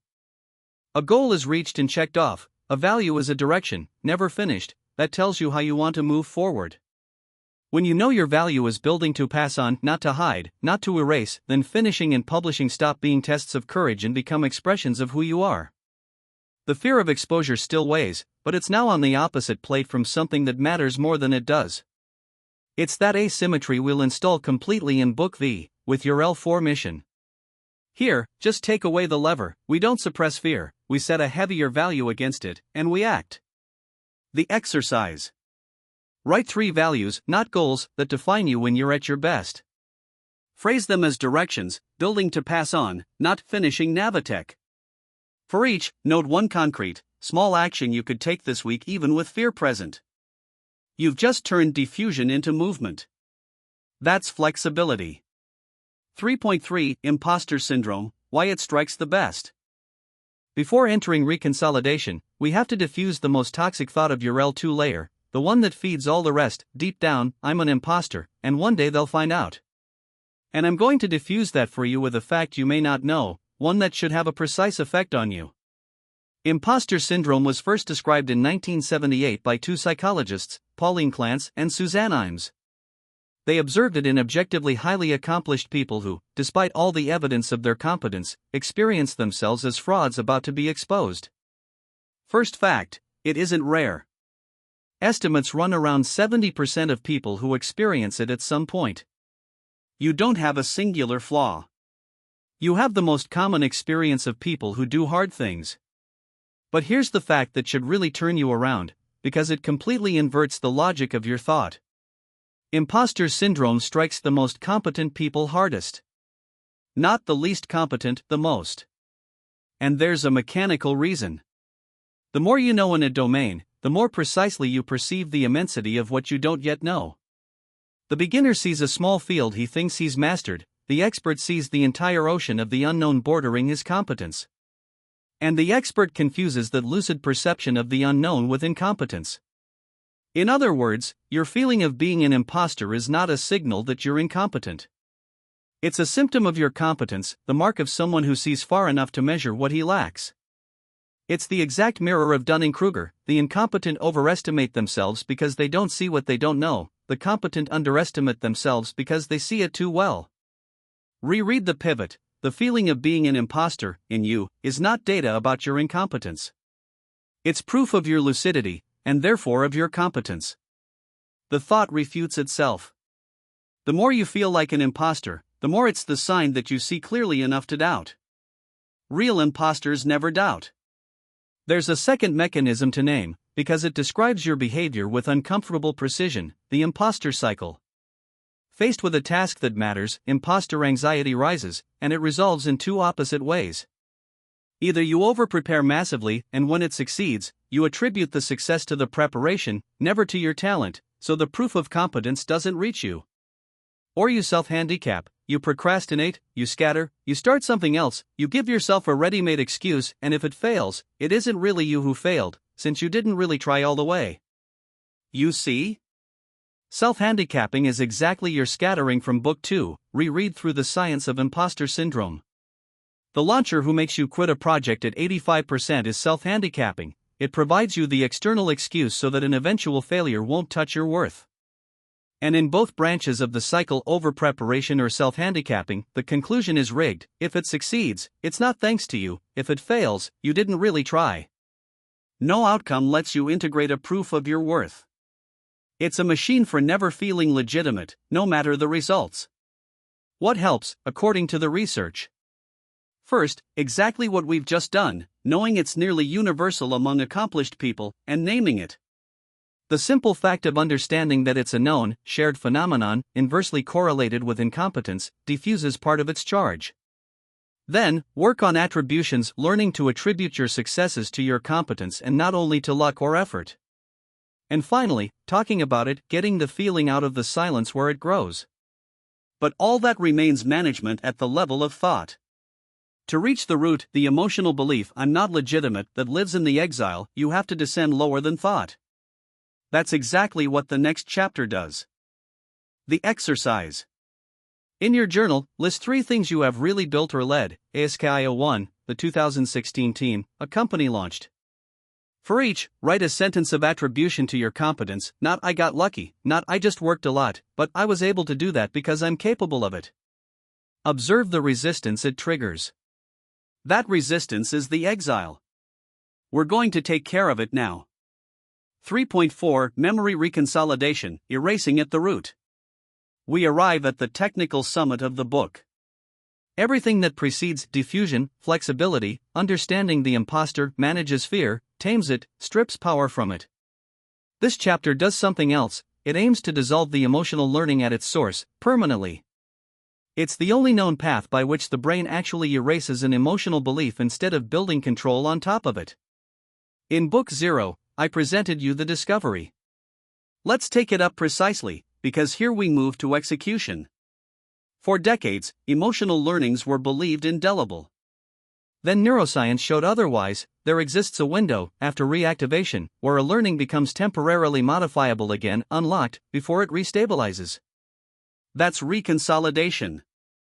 Bruce Ecker, in Unlocking the Emotional Brain, translated that laboratory discovery into a precise and reproducible therapeutic sequence. And the most remarkable thing is that it's trans-theoretical. Ecker showed that every time a psychotherapy produces truly permanent change, whatever the school, it's because it has, without knowing it, followed this same sequence. He just made it explicit and deliberate. Here's the sequence. 3 steps, in order, non-negotiable. Step A: reactivate the target learning. You must first bring back to consciousness, in a vivid and emotional way, the belief you want to dissolve. Not state it coldly, feel it. For you, I'm not legitimate, and if I'm seen in full they'll discover I'm worthless, and that pain is unbearable. The part that carries this has to be awakened, present, felt in the body. That's why we did all of Book 2 first, to know how to reach that exile without being overwhelmed by it, from the self. Reactivation is opening the door of the cellar we've located. Step B: bring a vivid contradiction, the juxtaposition. This is the heart of the mechanism. While the target learning is reactivated and unlocked, you present it with a contradictory knowing and experience, lived, that proves the belief's prediction false. The absolutely crucial point, the one Ecker hammers home: this contradiction must be experiential and emotional, not intellectual. Reasoning with yourself doesn't work, we've said it 100 times, logic doesn't touch the amygdala. You need a lived proof, ideally drawn from your own life, felt at the same time as the old belief. You hold the two together, simultaneously. I'm not legitimate, and here, in my flesh, is the proof of the opposite. This simultaneous holding of the two, the mismatch, is what destabilizes and rewrites the learning. Step C: repeat the juxtaposition. Once is not enough to engrave it. You go back over the contradiction several times, within the window where the learning is unlocked, a few hours, reactivating the old belief and then confronting it with the lived proof. Each repetition weakens the old, reinforces the new. In the end, something tips, the old belief no longer triggers the same charge. Not managed, dissolved. Ecker adds a verification: you know it's done when the trigger that used to activate the pain no longer activates it, spontaneously, without any effort of control. Note the deep difference with diffusion. 3.1. Diffusion makes you step back from the thought stays, you stop believing it. Reconsolidation aims to make the emotional belief itself disappear. One teaches you to live with the thought without swallowing it, the other removes the thought from the circuit. You need both: reconsolidation for the root beliefs, the illegitimacy, the no PhD, diffusion for the daily traffic of the rest. And note the resonance with Book I, because it's no accident. REM sleep naturally does, every night, a form of reconsolidation. It replays emotional memories while disconnecting the stress chemistry. When you do this work deliberately during the day, your sleep the following night consolidates it. That's why the spaced repetition rule from Book 0 isn't a comfort. The nights between the passes are an active part of the mechanism. Do the work, then sleep on it. Literally. The precaution, again, and it counts here more than anywhere else. Reactivating an exile of illegitimacy to reconsolidate it is opening the cellar wide. You're doing well, your coach is in your life, your wife is there, good context. But this operation, unlike diffusion, touches the wound directly. If it overwhelms you, it's not a sign to go harder alone. It's the precise moment when a therapist trained in IFS or in reconsolidation, coherence therapy, makes the difference between opening and closing cleanly, and staying open. The next chapter gives you a self-guided version, gentle and bounded, made to be safe. But keep the human door open. A book prepares the ground. On that particular ground, a qualified human is worth gold. 3.5 Applied Protocol: Reconsolidating I Don't Have a PhD. We execute on the most concrete and most traceable belief in your dossier. First read it all, then do it slowly, in calm, from the self, the captain, with your notebook. It's a self-guided version, deliberately bounded. We work one specific belief, not the whole wound at once. Preparation, installing the self. 3. Physiological size, 1.2. Recall the captain's state, 2.5. You're not approaching this from panic, you're approaching it from curious calm. If a part presses you, ask it to step back. Step A. Reactivate, vividly. Bring the target belief back in its rawest form and feel it, don't recite it. I don't have a PhD. So I'm not really legitimate in that world. And sooner or later, someone is going to see it, and the shame of being exposed as not up to it will be unbearable. Let the sensation rise in your body, where your somatic signature lives, 1.4. Stay with it, from the self, without fleeing. The door of the cellar is open. Step B. Articulate what the belief predicts. Put into words the precise prophecy of this belief, because we're going to contradict it point by point. Without the degree, I'll be rejected, my worth won't be recognized, I'll be exposed as a fraud, and that will be the proof that I'm worthless. Write it. That's the target. Step C. Summon the lived contradiction. Now, the heart. Not an argument, real experiences from your own life that prove, in the flesh, that the prediction is false. Summon them one by one, reliving them, not listing them. You built ASKIO1, a real system, thousands of lines, an architecture that holds. Nobody asked you for a degree for it to exist. The legitimacy of that thing comes from what it is, not from a parchment. Go back to the moment you saw it work. Feel it. You led a team that didn't lose a single match. The captain of 2016 had no certification in leadership.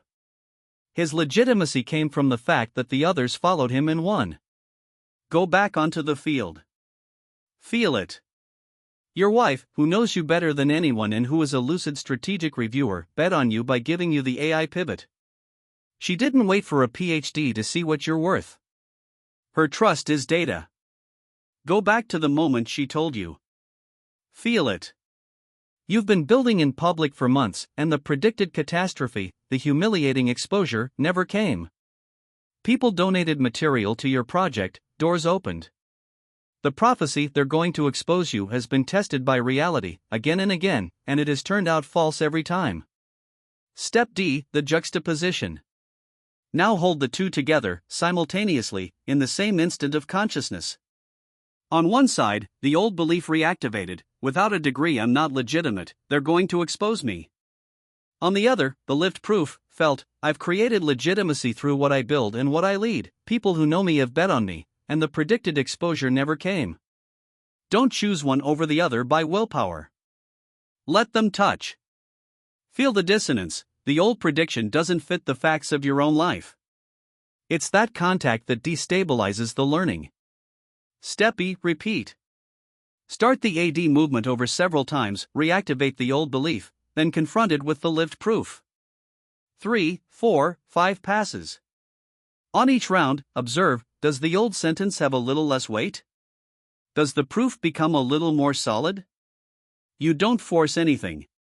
You juxtapose, again, and you let the brain do its work of rewriting. Closing and verification. Come back to your breath, to the room. Note in your notebook, while it's fresh, where you stand, has the sentence I don't have a PhD so I'm not legitimate moved? Then, this is important, sleep on it, and observe in the days that follow the real test, Ecker's test, the next time a job listing says PhD or equivalent experience, does the not for me fire with the same automatic force? If it's weaker, more debatable, less immediate, reconsolidation has begun. It isn't always total in one go, it's often a work of several passes over several weeks, spaced by the nights. But the direction is felt quickly. Keep an honesty here, because your dossier has a nuance, that no PhD belief makes you oscillate between self-disqualification, reading PhD required where it's written or equivalent, and, sometimes, magical thinking, ignoring a real wall. Reconsolidation aims at the self-disqualification, the emotional charge that makes you filter before looking. It doesn't make you omnipotent, it makes you able to read the listing as it is and to decide from reality, not from the wound. The goal isn't apply to everything. It's look before filtering. A real wall stays a wall. But most of your walls are painted on paper by the exile. 3.6 Stoic fear setting, defining the fear instead of the goal. We've taken apart the thought, diffusion, dissolved the root belief, reconsolidation. What remains is to turn all of that into movement, and for that I give you the most operational tool of the book, 2,000 years old and brought up to date by Tim Ferriss, Fear Setting. The original Stoic idea is called premeditatio malorum, the premeditation of adversity. Seneca practiced it, deliberately imagining, in detail, what could go wrong, not to torture yourself, but to arrive prepared rather than ambushed. The blow is softer when it's been anticipated. And there's a discovery along the way that is exactly your problem: fear lives in the blur. An undefined fear is enormous, paralyzing, invincible, because it has no contours, therefore no handle. As soon as you define it precisely, you almost always discover that it's smaller, more survivable, and more manageable than the fog that carried it. To define is already to disarm. It's the same principle as the naming that runs through the whole book: layer L0, the somatic signature, L1, naming the parts, L2 here, defining the fear. The blur is fear's ally, precision is your weapon. Ferriss made it into a 3-page protocol you do in writing. The writing is essential, because writing forces the precision the blur avoids. Here it is, applied to an exposure you're putting off: publishing a real project, sending the application, finishing and delivering. Page 1, define. List the worst realistic scenarios if you do the thing. Not "it would be a disaster," what, precisely? They'll find the project mediocre. Nobody will react. Someone will comment that I don't have the credentials. Write them all, in columns. Then, for each, 2 notes, beside it, the real probability, out of 10, that it happens, and the real impact on your life a year from now if it did, out of 10. You're going to watch most of your catastrophes collapse: high fear, low probability, survivable impact. Page 2, prevent. For each worst scenario, what could you do to reduce the probability that it happens? Often, simple and concrete things. You turn a vague dread into a small list of prevention actions. The fear loses its status as fate. Page 3, repair. For each worst scenario, if it happened anyway, what would you do to repair, to recover? Who could you call? How have you already survived worse? That page kills the deepest fear, the fear of the irreversible, because it shows you that almost everything is reparable, and that you have already, in your life, repaired harder things. And Ferriss adds a 4th column, which is maybe the most important for you specifically: the cost of inaction. What does it cost you, at 6 months, at 1 year, at 3 years, if you do not do the thing? If you keep scattering, erasing, not finishing, making yourself small? Because fear only shows you the risk of acting, never the cost of not acting, and that cost, in your case, is immense: works never delivered, an L4 mission never embodied, a life spent at 85% of projects. Quantify what avoidance steals from you. Set against the survivable and reparable worst scenario of page 3, the cost of inaction is almost always the more terrifying of the two. And that's what turns fear into fuel for action.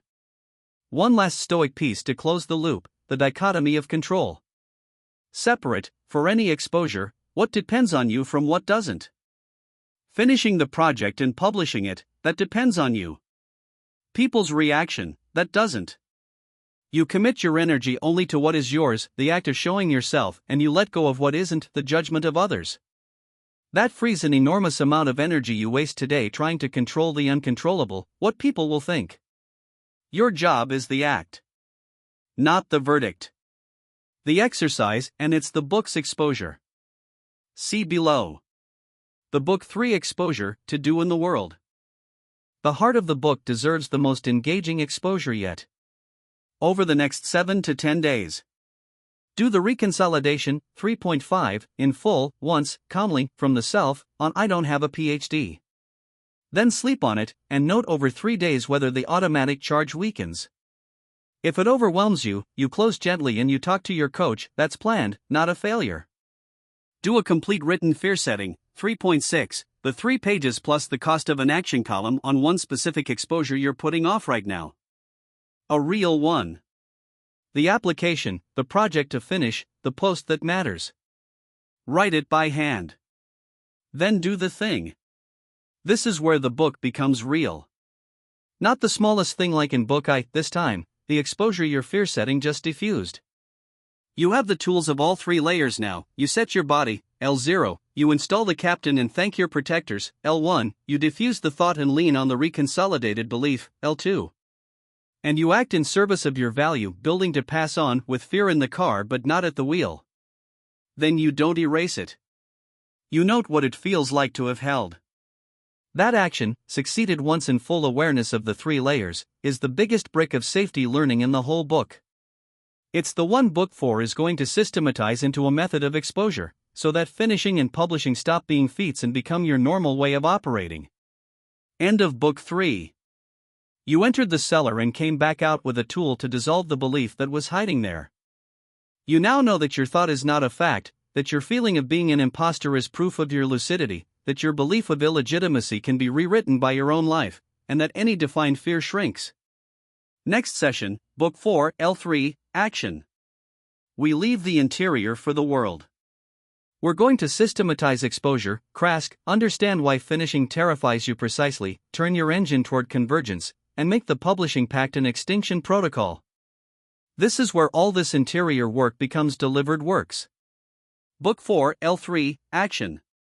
Extinction through exposure 3H30 of audio. We leave the interior for the world. Everything you've built in the three previous layers, setting your body, directing your parts, dissolving your beliefs, has value only if it turns into acts. Fear is measured by what it stops you from doing, finishing, publishing, showing yourself. This book is the operational heart. This is where the interior work becomes delivered works. 4.1 How Exposure Really Heals, Inhibitory Learning. You know the popular intuition, face your fear and it'll disappear. It's true, but almost everyone is wrong about the mechanism, and being wrong about the mechanism makes exposure fail. So we're going to be precise, because that precision is the difference between an exposure that heals you and one that re-traumatizes you. For a long time, exposure was believed to work through habituation. You stay in the situation that scares you, the anxiety rises, then it comes back down from exhaustion, and through repetition, the fear wears out. That's the old model, and it has a misleading practical consequence. It tells you to wait for the fear to drop during the exposure for it to count. Michelle Krask and her colleagues showed that this model is false, or at least, that it misses the essential. The real engine of healing is not habituation. It's inhibitory learning. Here's what that means, and it's the same discovery as in Book 0.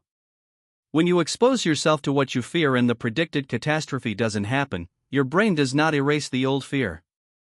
The old association, publishing equals being exposed, stays stored. But your brain builds alongside it a new competing association. Actually, in this context, I published and I'm safe. Extinction is not an erasure, it's a new safety learning that comes to compete with the old. And at the moment a situation triggers the fear, it's a competition between the two memories. Which one will recall first?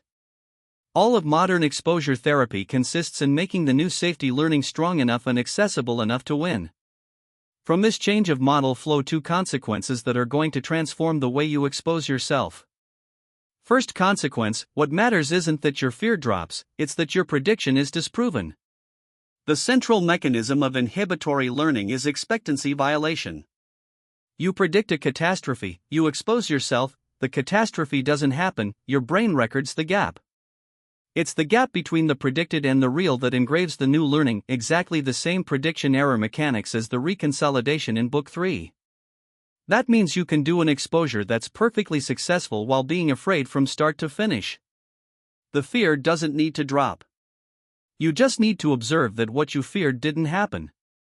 Release yourself from the obligation to calm down. Your job isn't to not be afraid, it's to stay long enough to see that the prediction was false. Second consequence, the new learning is fragile and context dependent at first. That's exactly why you asked me for 20 hours. A single exposure creates a tenuous safety learning, attached to the precise context where it happened. Change the context, the time, your stress level, and the old fear can recall first. That's the phenomenon of renewal, which we'll treat in Book 6.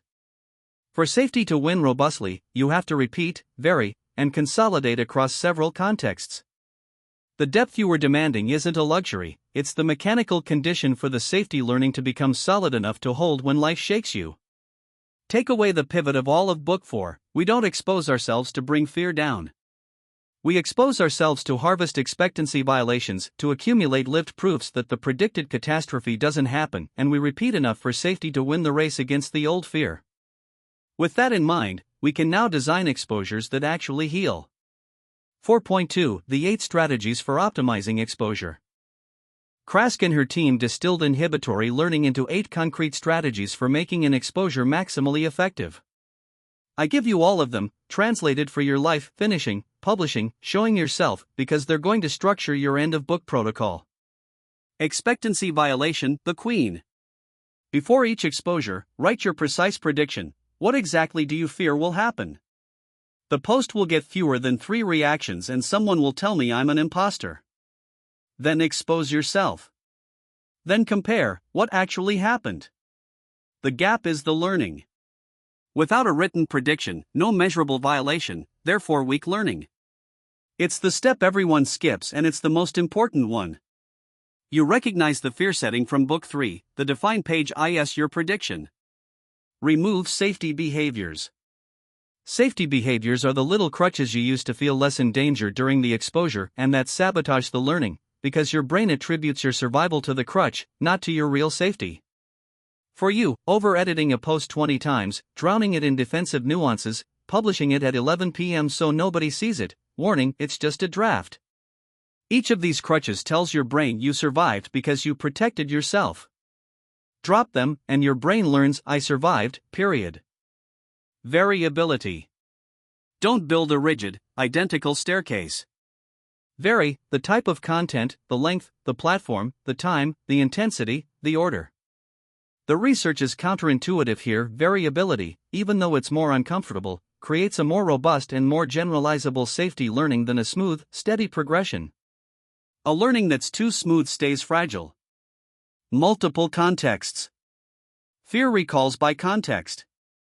If you only learn safety in a single frame, always linked in, always the same format, the old fear will come back as soon as the context changes. Expose yourself in several contexts, written and oral, different platforms, different audience, finishing a project and publishing and applying. Each new context where safety holds widens the territory where it wins. Deepened extinction. Combine several fear triggers that have each been extinguished separately, or face them together.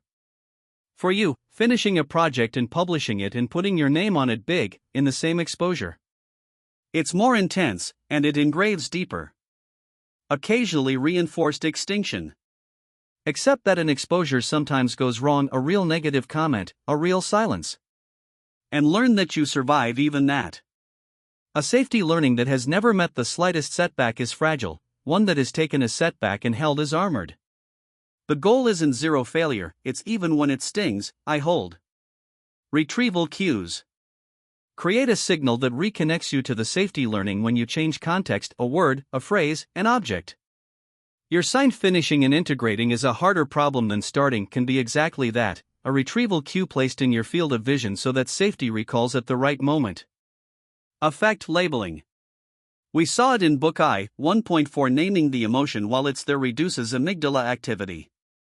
During the exposure, tell yourself here's the fear of being exposed, I recognize it. Don't fight it, don't flee it, name it, and continue. The naming keeps you in the self during the act. There's your exposure toolbox. You'll notice it's coherent with the whole book. Expectancy violation is the prediction error of reconsolidation, naming is the effect labeling of the body, removing the crutches is ending the experiential avoidance of ACT. A single logic, declined at every layer. Now, let's apply it to your 2 queen exposures. 4.3 Finishing as exposure, why finishing terrifies you precisely. We're now going to name, with all the machinery in hand, why finishing is your central fear and not a simple question of discipline.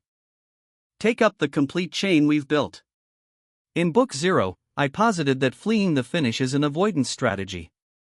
In Book I, we found its somatic signature, the sudden urge to start something new that rises right when a project nears the end.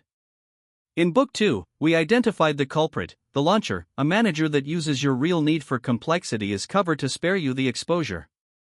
In Book 3, we saw that it's self-handicapping in the sense of the imposter cycle. Now, the final piece, in the language of exposure, finishing is the maximal exposure, because it's the precise act that makes your work judgeable. As long as a project is at 85%, it's protected by a marvelous ambiguity. It could be brilliant. Nobody can judge it, because it isn't finished, so your exile of illegitimacy is never put to the test. The unfinished project is a shield, it preserves the potential without risking the verdict. To finish is to lower the shield. To finish is to tell the world there, that's it, it's done, judge it, and that's exactly the scenario your entire protection system was built to avoid. Your scattering isn't a flaw of organization. It's your most powerful safety behavior, strategy 2 of the previous chapter. The launcher makes you jump ship just before the harbor, because the harbor is the judgment. That reframes the whole problem. You don't have a productivity problem, or a focus problem, or a discipline problem. You have a fear of exposure of which finishing is the purest trigger. And so the solution isn't more discipline, it never works, because discipline arrives after the launcher, the way willpower arrives after the firefighter. The solution is to treat finishing as an exposure to optimize, with the 8 strategies. Concretely, here's what a finishing exposure looks like. Written prediction, strategy 1, before finishing, if I finish and deliver Navitech/ASCII-01/ this project, I fear, precise catastrophe. Real probability, real impact.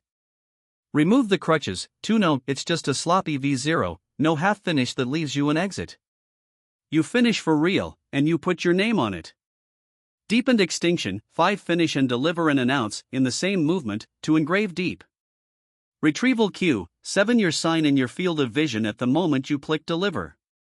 Naming, 8 here's the urge to go off to something else, it's the launcher, it's the fear of finishing, I recognize it, and I finish anyway. And the most important reversal, when you finish and the predicted catastrophe doesn't happen, when Navitech comes out and the world doesn't expose you, you harvest an expectancy violation on your deepest fear. Each finished project is a lived, engraved proof that finishing doesn't destroy you. Repeat enough, in enough contexts, and the safety learning wins the race. Finishing stops being a leap into the void and becomes your normal way of operating. But that's only obtained by finishing, again and again. That's why this book is the heart. No interior work replaces the act of finishing a real thing. 4.4 Publishing as Exposure, the Pact as Extinction Protocol. Your other queen exposure, and you've already, without knowing it in these words, built the perfect tool for it. The Publishing Pact of April 28. Reread what you did, in the light of Book 4. You committed publicly to publishing regularly, 2 to 3 times a week, plus a preprint at 90 days. In Book 2, we saw a first function of this pact. It takes away the firefighter's access to the erase button, by putting an external constraint on your tendency to delete. That's true, but it's half the story. The deeper function, in the language of exposure, the pact is an extinction protocol. Regular publishing is a repeated exposure to showing myself publicly, in varied contexts, without the predicted catastrophe happening. It is, literally, the exact structure Krask would prescribe to extinguish a fear of exposure. You intuitively built the right apparatus. We're just going to optimize it with the 8 strategies, so that it heals instead of only constraining. Here's how to turn your pact from an obligation I keep into a machine to reconsolidate my fear of showing myself. Expectancy violation, 1, on every post. Before publishing, a line in your journal, I predict that this post, precise catastrophe. After 48 hours, what actually happened, _. That's what turns one more post into a learning. Without the written prediction, you publish without engraving. With it, each post disproves your prophecy a little more. Remove the crutches, 2. Spot your publishing safety behaviors, over-editing, adding 10 defensive nuances, publishing when nobody's online, hiding behind it's just a reflection. Remove one with each post. Publish a little more naked each time. Variability, 3, and multiple contexts, 4. Don't always publish the same format in the same place. Vary, long text, short text, a sharp stance, an open question, a video, a different platform. Each variation you survive widens the safety territory. Your competitive Quebeculan ego even has a use here. Publishing sharp stances, not lukewarm reflections, is a higher exposure, therefore a stronger learning. Occasionally reinforced extinction, 6. One day, a post will fall flat, or someone will be unpleasant. That's good news for the protocol. That day, you learn the most liberating thing, that you survive even a real setback. Don't erase it, don't justify yourself, don't hide the following week. Take it, hold, continue the pact. A safety learning that has survived a real setback is indestructible. One thing to hear clearly, the pact isn't a discipline chore you endure.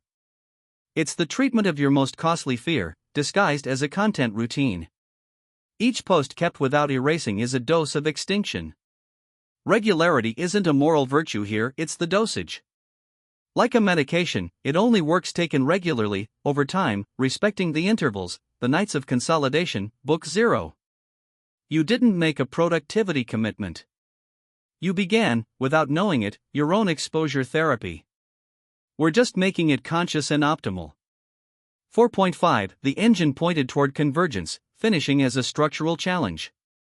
Now, the piece I gave you on the very first day, and that we can finally lay down in all its depth. You remember the sentence on your sign: finishing and integrating is a harder problem than starting. Your engine can love it if you present it as a structural challenge, not as tidying up. Here's why it's the keystone of this book.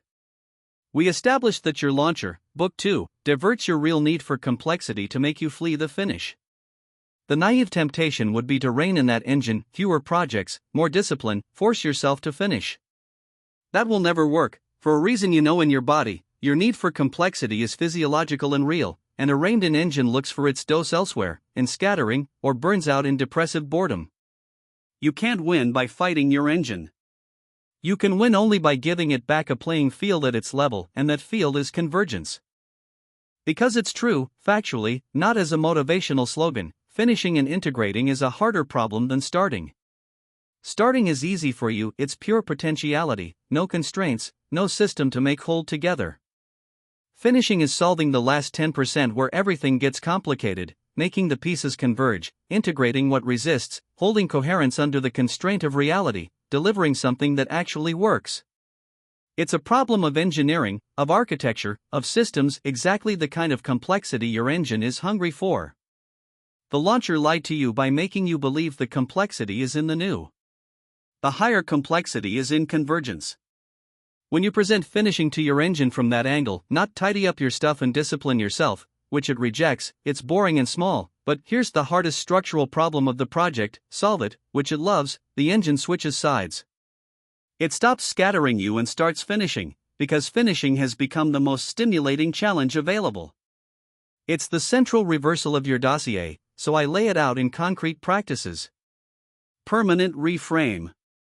Every time you approach the finish of a project and the launcher whispers, "Go off to something else, it's more exciting," you answer it with the right frame: "No, the hardest and most interesting thing is to make this system converge." The new is easy.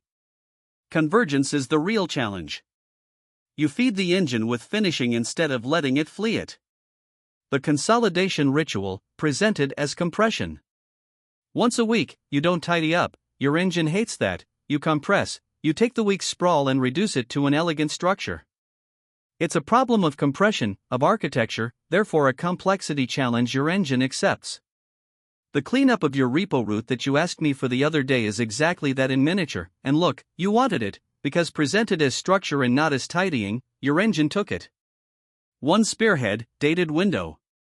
You have 8 living projects. Your engine started them all for the same reason: 8 never judged potentials beat 1 finished and exposed. Choose one for a dated window, and present the convergence of that one as your main structural challenge.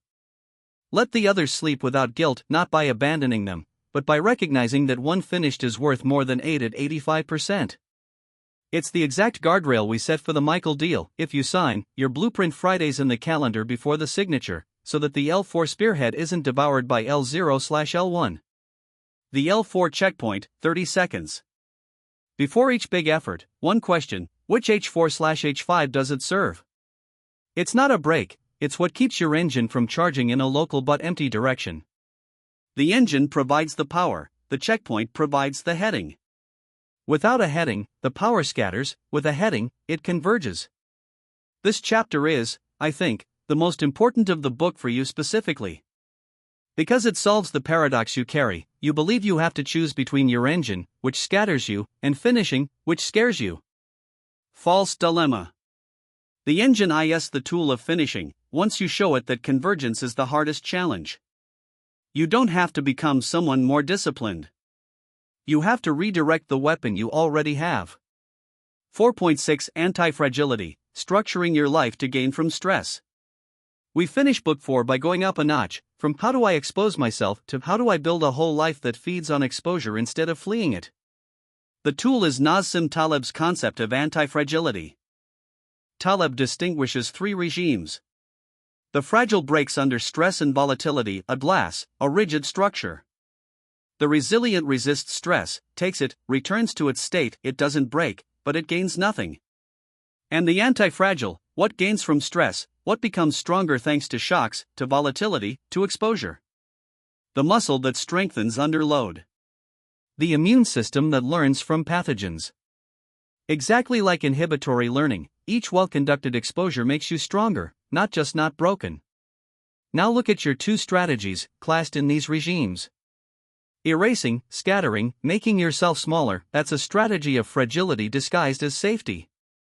You avoid all the small stresses of exposure, a judged post, a finished project criticized, and it gives you the illusion of being protected. But that avoidance accumulates an enormous hidden fragility, an L4 mission never embodied, works never delivered, a life at 85%. The fragile one who avoids all the small shocks is preparing himself a single immense shock, that of the unlived life.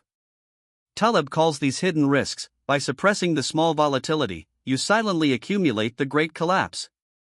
Anti-fragility, for you, is the opposite, exposing yourself to many small bounded stresses to become stronger and capture the big opportunities. And he has a precise structure for that, the barbell strategy: combine a very safe base with many small bets of limited risk and unlimited potential gain. Apply it. Your publishing pact is anti-fragile. Each post is a small bet, bounded downside, at worst, it falls flat, survivable, reparable, see fear setting, unlimited upside. A post can open a door, attract a collaborator, launch an opportunity. You never know which one will pay off, so you multiply the bets. The more you publish, the more you expose yourself to positive luck, all while keeping each downside tiny. It's anti-fragility in action. The volatility of the world works for you. The multi-project engine, reframed, becomes anti-fragile. Your tendency to launch a lot isn't the problem, it's even a source of precious optionality, many bets. The problem is that you don't finish any bet, so you never harvest the gain. The barbell for you, a safe, finished base, the L4 spearhead, converged, plus a swarm of small exploratory bets you're not ashamed to let die. Launch a lot and finish the main one, you keep the engine's optionality and you harvest the gains. Via negativa. Taleb insists, often, you become stronger by removing rather than adding. You don't need to add discipline, tools, systems. You need to remove the safety behaviors, the erasing, the over-editing, the scatterflight. Take away what makes you fragile, and the strength that was already there appears.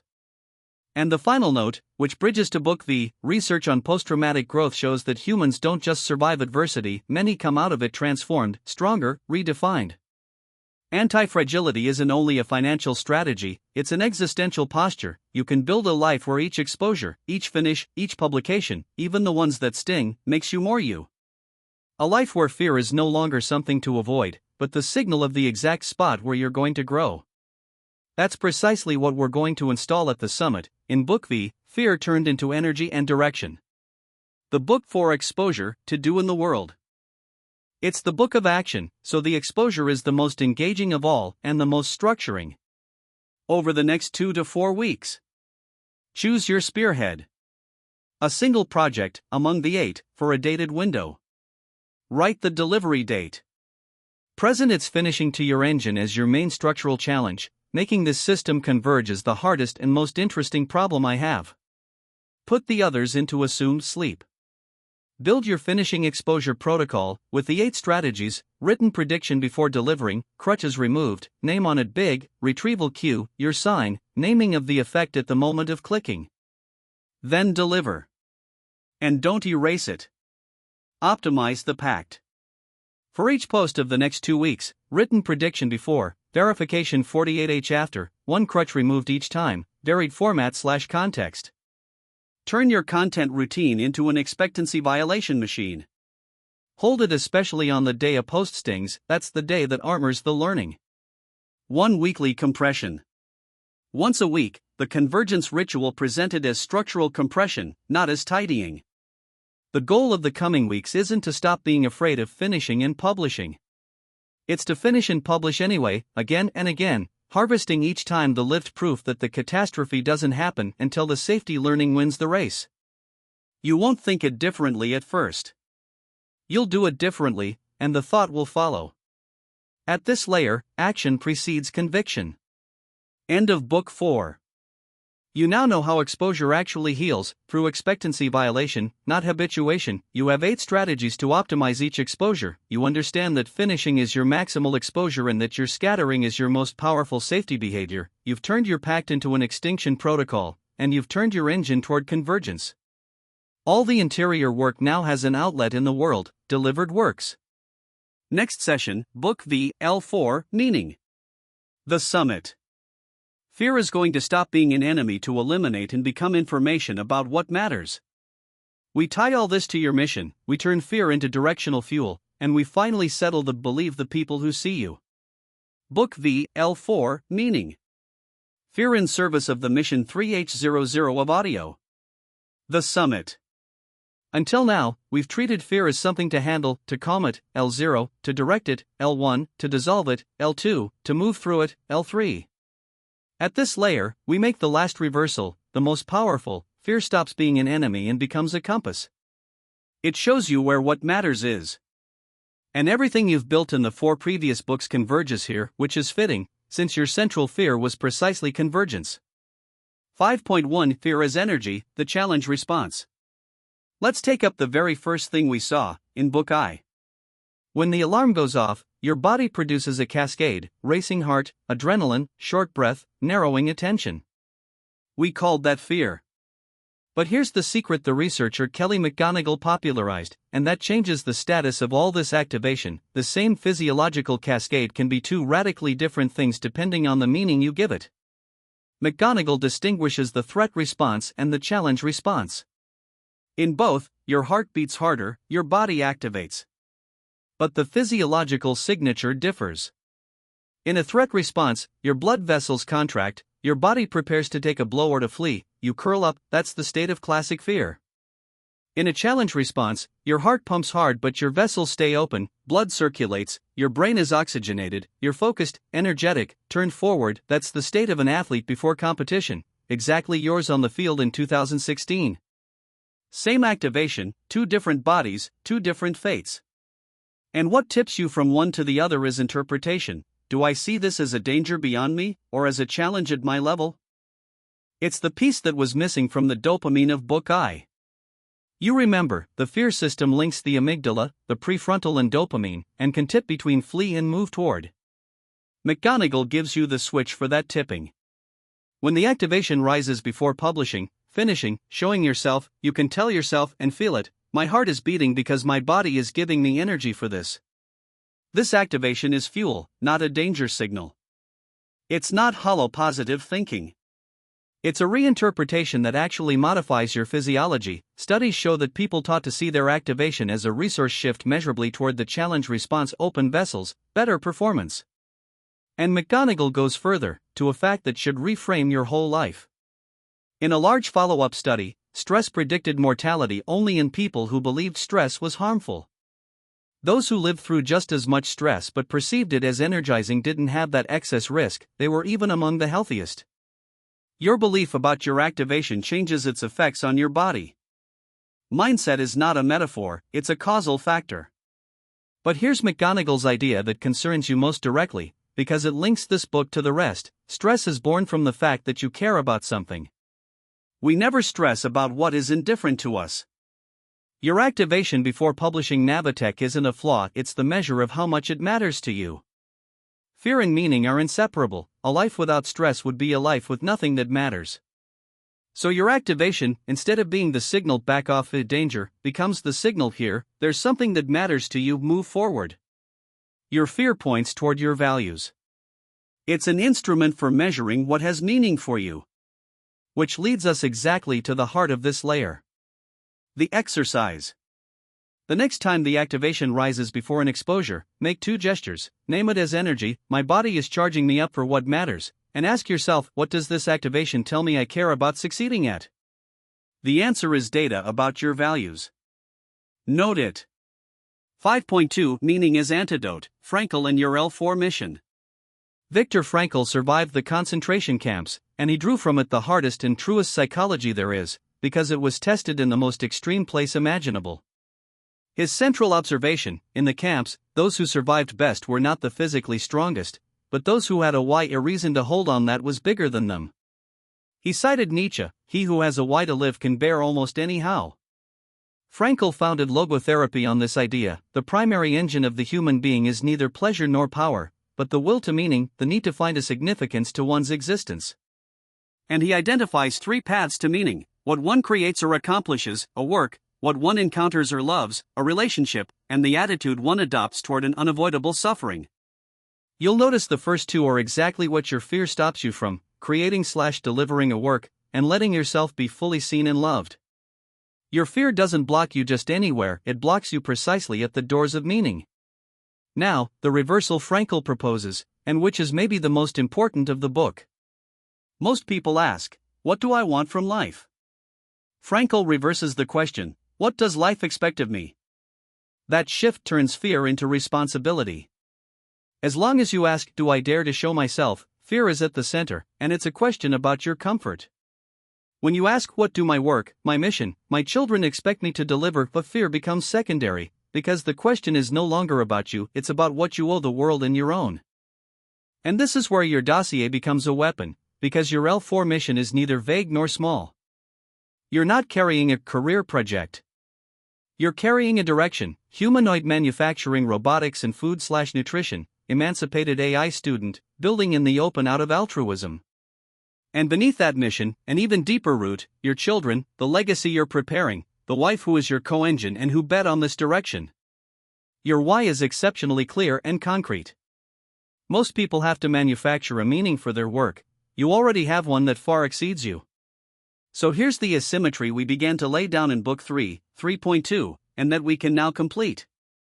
Put on one plate of the scale your fear of being judged for publishing a post, finishing a project, showing yourself at full size.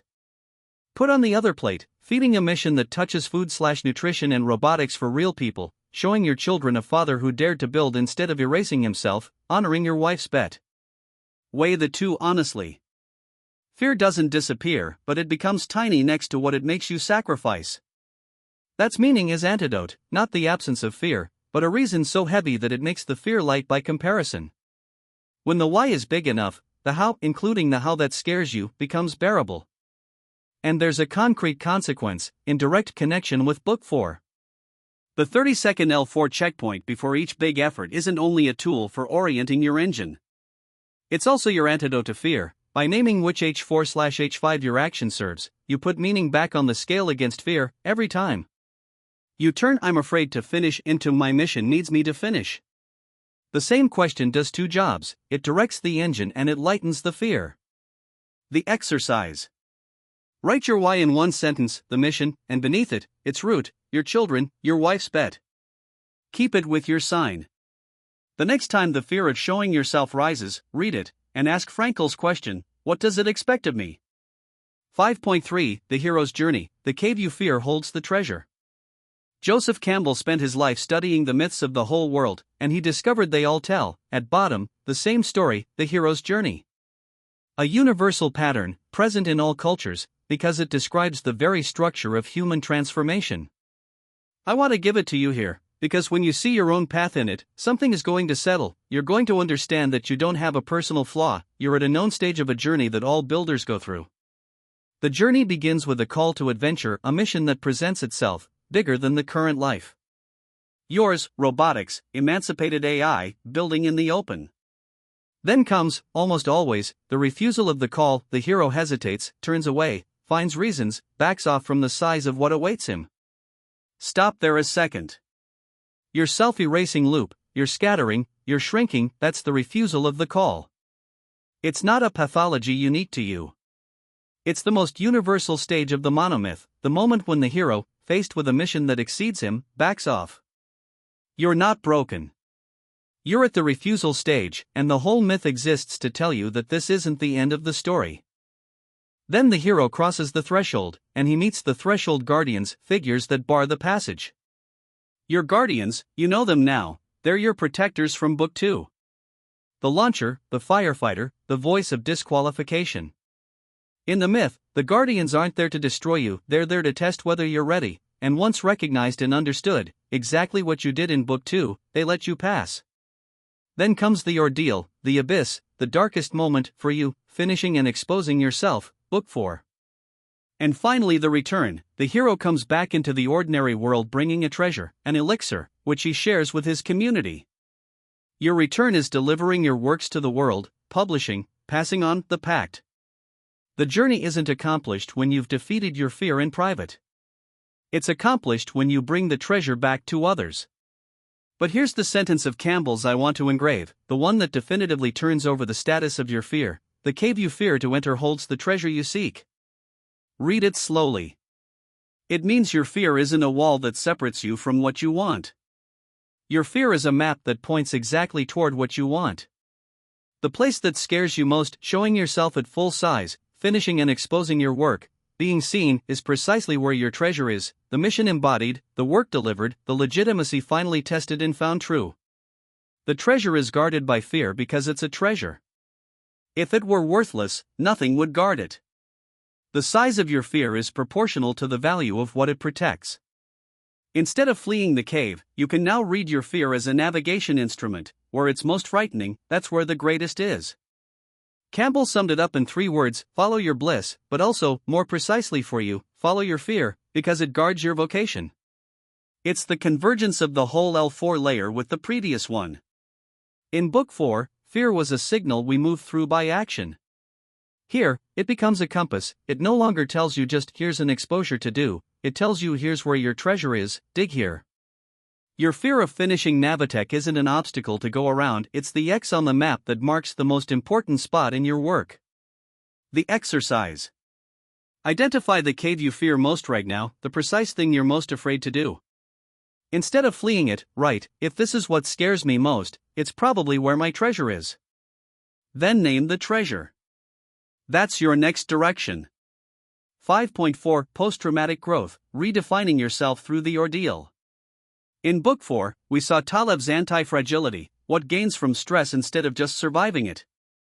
Layer L4 gives the human, existential version of it, and it has a name in the research, post-traumatic growth, Tedeschi and Calhoun.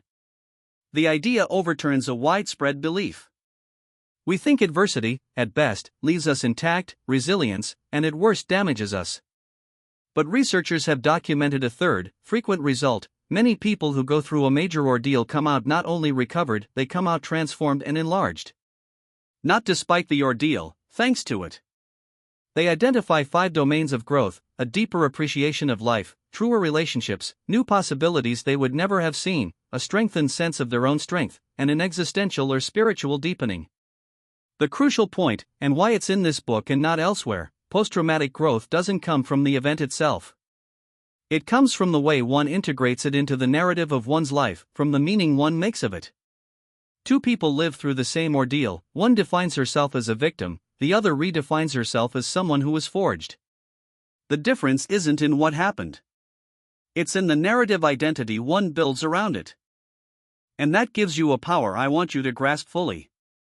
You are writing, right now, the narrative of your own life. You can tell yourself as a talented guy but one who erased himself, who scattered, who never finished, and that narrative keeps you fragile, because it makes your fear your definition. Or you can tell yourself differently, a builder who carried a deep fear of showing himself, who descended into his 5 layers, faced it methodically, and came out of it able to deliver his work to the world. The second narrative doesn't deny the fear, it makes it the material of your transformation rather than your limit. And it's a choice that belongs entirely to you, because narrative identity is what you decide to make of what happens to you. You've already done this once, without naming it. The captain of 2016 didn't become a leader because everything was easy, he became one by going through high-pressure matches without cracking, and by integrating those passages into a captain's identity. You know how to forge yourself through ordeal, you did it on a field.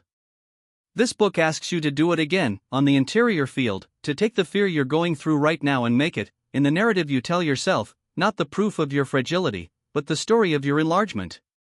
There's even a hidden gift here, which loops back with your motivational layer. Your engine needs complexity, depth, a problem at its level. Well, transforming yourself by confronting your deepest fear is the most complex and deepest problem you can give yourself. Harder than any technical project. If you present your own transformation to your engine as the ultimate structural challenge, the hardest system to make converge being yourself, then even your appetite for complexity works for your healing instead of fleeing it. It's Book 4, Redirecting the Engine, applied to yourself. The exercise. Write, in 2 versions, the narrative of your relationship to fear, the victim/fragile version, then the forged/enlarged version. Read both aloud. Consciously choose which one you're going to tell to yourself and to others. That choice is real, and it has real effects. 5.5 Believe the people who see you, integrating the data already on the table. We arrive at the last chapter of the summit, and at the resolution of the through line that runs through the whole book. Since book 0, I keep coming back to one thing: your wife saw something in you before you did, she gave you the AI pivot. And I said that believing the people who see you isn't magical trust, but the correction of a bias. It's time to settle this for good. Here's the mechanism, now that you have all the tools to understand it. Your exile of illegitimacy, book 2, carries a belief: I'm worthless. And an emotional belief, by nature, filters information to confirm itself. That's exactly why it's so tenacious, and why all your successes never reassure you durably, book 2.4. When a negative piece of data arrives, a criticism, a silence, the exile absorbs it instantly, it confirms, it enters without resistance. But when a positive piece of data arrives, your wife betting on you, someone telling you you're capable, a door opening, the exile can't receive it, because it contradicts its founding belief. So the system deflects it, minimizes it, explains it away. She says that because she loves me, I got lucky. Name that precisely, because the name removes the disguise. It's not humility. It's the self-erasing loop applied to information. You erase the positive data about yourself with the same hand that erases your posts and your projects. It's the same gesture, at another level. And it's a cognitive bias, not lucidity. An asymmetric bias: you grant total confidence to negative signals and systematic distrust to positive signals. Presented that way, it's obviously irrational, no valid reason to believe that the people who criticize you see right and the people who believe in you are all wrong. It's the exile rigging the scale. The correction isn't to think positive. It's to treat the positive data with the same rigor as the negative data, that is, to let it in and count. When your wife, who is a lucid strategic reviewer and who knows you better than anyone, tells you she believes in this direction, it's a high-quality piece of data, coming from an informed and non-complacent source. Distorting it into she says that out of love is exactly the bias at work. Rigor demands taking it seriously. The same goes for the material donated to your robotics project, for every door that opened, for every competent person who took you seriously. These are data points about your real worth, issued by the world, and you systematically throw them in the trash. There's an elegance here, and it's the captain who reveals it. On the field in 2016, you trusted your team, you read what your players were worth, you leaned on them, you believed in them enough to win. You know how to see and credit the worth of others. It's one of your self-strengths, connectedness, the 8th C. The task of this chapter is to turn that skill inward, to trust the team that sees you, the way you trusted your team on the field. Your wife, and those who believe in you, are your team. The captain doesn't discredit his team. He believes it. And here's the final convergence, the moment when the whole book closes. Go back to the 5 fears of book 0, the voice of disqualification, the self-erasing loop, the no PhD, the shrinking, the flight from finishing. I told you they weren't 5 problems but one, on 5 floors, the fear of being seen at full size. The whole book has been a methodical descent to dismantle that single fear, layer by layer. And the last gesture, the one that seals everything, is the simplest and the hardest: letting yourself be seen at full size. To stop offering the world a reduced version of yourself so that nobody is disappointed by your real size. To believe the people who already see that size, and to stand inside it. The world doesn't need a reduced yoan. Your children don't need a father who erases himself, they need to see one who dares. Your mission doesn't need a builder at 85%. And your wife, who has already seen your real size, is simply waiting for you to see it too. The data has been on the table from the start. The last act of courage of this book isn't to face one more fear. It's to stop censoring what is already true about you. The exercise. Open a page in your journal, the register of proofs. Note, without distorting them, 10 real positive pieces of data about your worth, things that informed sources have said or done for you, things you have really built or led. No minimizing, no explaining away, no relativizing allowed. Just the facts, counted the way you would count negative facts. Reread this register every time the exile wants to erase a positive piece of data. It's your bias correction, in writing. The book V exposure, to do in the world. The summit calls for the most personal exposure, and it's relational as much as active. Over the next 7 to 10 days. Write your why in your narrative. A sentence of L4 mission plus its root, 5.2. The forged narrative of your relationship to fear, 5.4. Keep them with your sign. They're your permanent counterweights to fear. Open the register of proofs, 5.5, and fill it 10 real, undistorted positive pieces of data. It is, concretely, the written antidote to your self-erasing loop applied to information. The relational exposure, the hardest and most important. Tell your wife, aloud, that you know she saw your direction before you did, and that you choose to believe her. Not joking, not deflecting. Let her see that you're letting yourself be seen. It's the queen exposure of layer L4, showing yourself at full size in front of the person who has already seen you in full. If a single exposure of this whole book had to reconsolidate your fear of being seen, it's that one. A mission exposure, do an action, publish, finish, apply, explicitly attaching it to your why. Before doing it, say, I'm doing this for my mission/my children, and it's heavier than my fear. Weigh the two plates, and act from meaning. You turn an exposure into an active vocation. End of Book V. You've made the last reversal. Your fear is no longer an enemy, it's a compass that points toward your treasure. Your activation is fuel, your mission is so heavy that it makes fear light, your ordeal is the material of your enlargement, and you've begun to believe the people who see you. The 5 layers have been descended, dismantled, rebuilt. Only one thing remains, making all of this permanent. Next and last session, Book 6, Integration. The everyday protocol, what to do when fear comes back, because it will come back, and it's planned, the dashboard, and a last letter, from me to you. Book 6, Integration. The permanent protocol 1H30 of audio. The 5 layers have been descended. But a change that doesn't maintain itself isn't a change, it's a good weekend.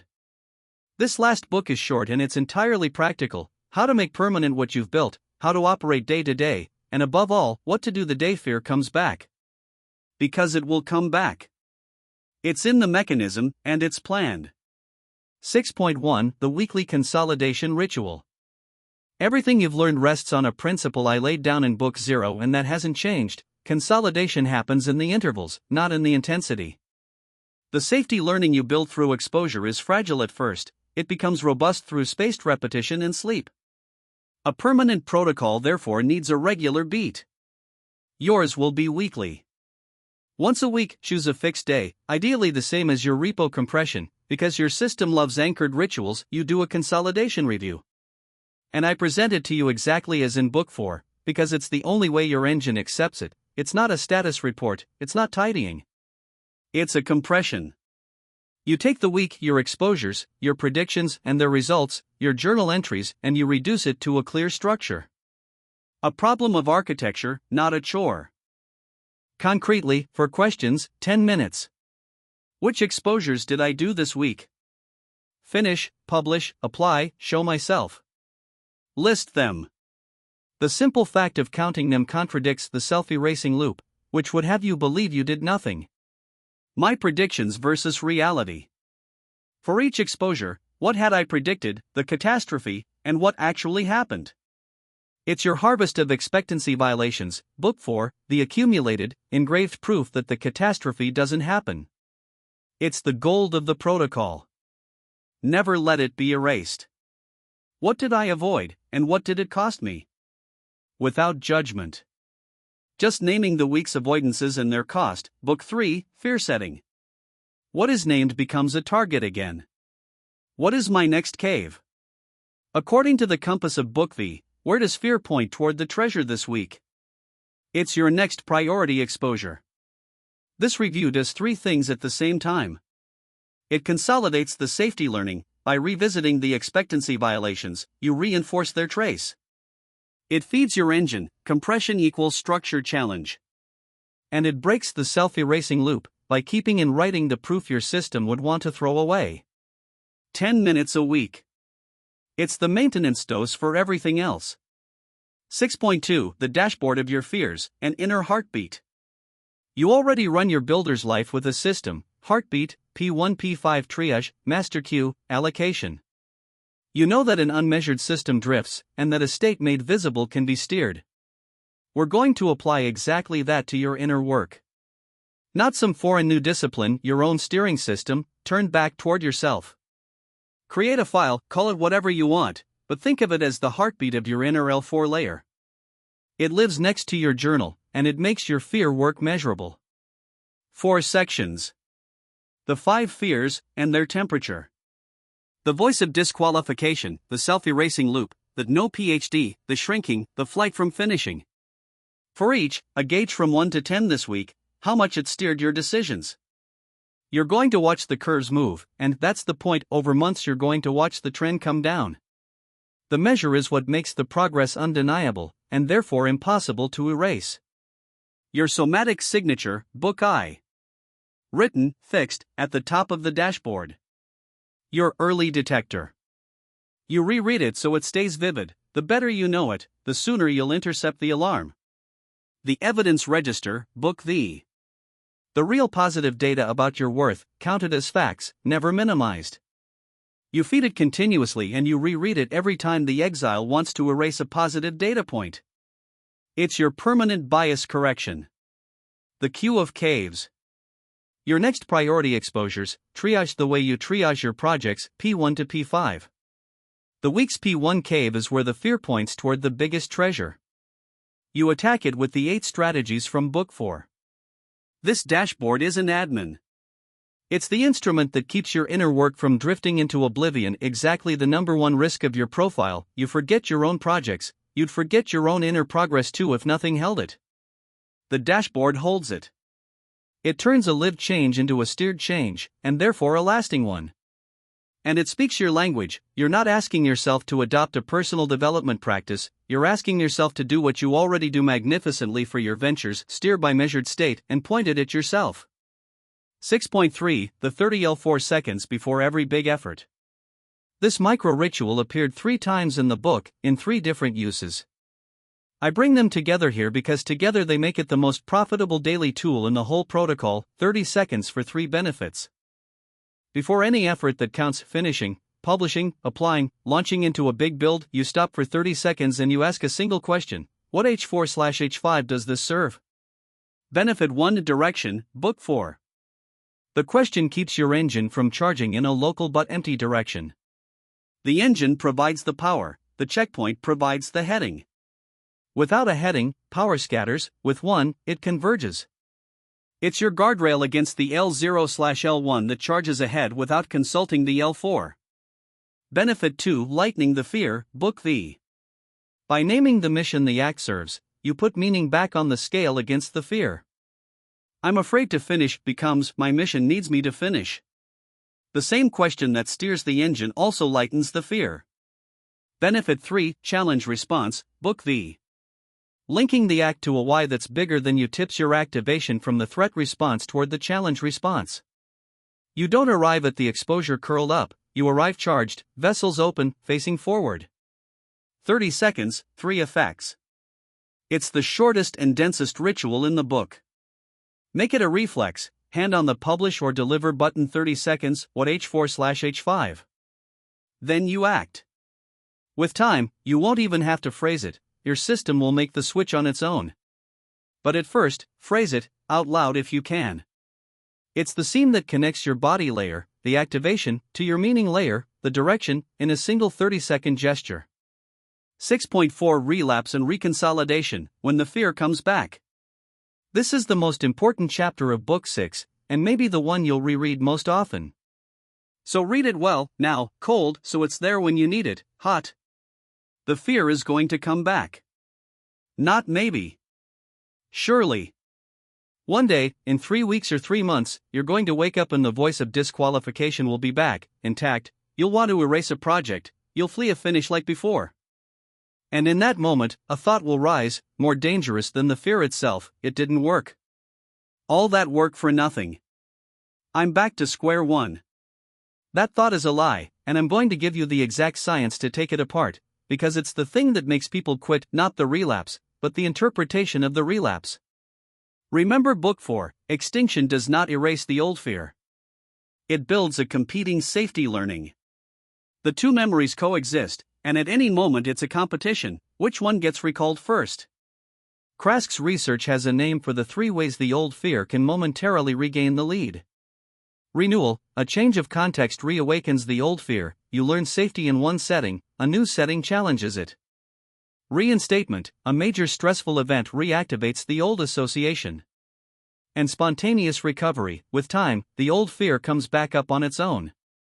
Look closely at what that says. The return of the fear is not proof that nothing worked. It's an expected, named, normal phenomenon of the very mechanism of healing. The safety learning is still there, it just got temporarily overtaken in the recall race. You're not back to square one. You're at a moment of renewal, and you now know exactly what to do. And for you specifically, there's a trap inside the trap, so I'll name it. The catastrophic interpretation of the relapse is your illegitimacy exile using it as proof. See, you didn't really change, you really are the fraud I said you were. The relapse becomes fuel for the old belief unless you see it for what it is, an expected renewal, not a verdict on your worth. Recognizing that already disarms half the relapse. Here's the relapse protocol, to keep within reach. Name it correctly. This is a renewal. It's expected. My safety learning is intact, it just got overtaken. That sentence alone brings your prefrontal back online. Effect labeling, Book I. Go to the evidence register, Book V. Reread the positive data, the expectancy violations accumulated in your weekly review. These are your recall cues. Strategy 7 from Book 4. They recall the safety learning into the race. You're not starting from zero, you have a file of evidence that the fear wants to make you forget. Re-expose yourself, small. Safety regains the race through exposure, not through reflection. Do a small exposure of the feared thing, a single post, a single minor finish, with the tools. One expectancy violation is often enough to put safety back out front. If the root belief has flared up hard, do another reconsolidation pass, Book 3.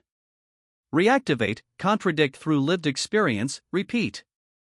Reconsolidation isn't a one-time operation, it's often spiral work, over several spaced passes.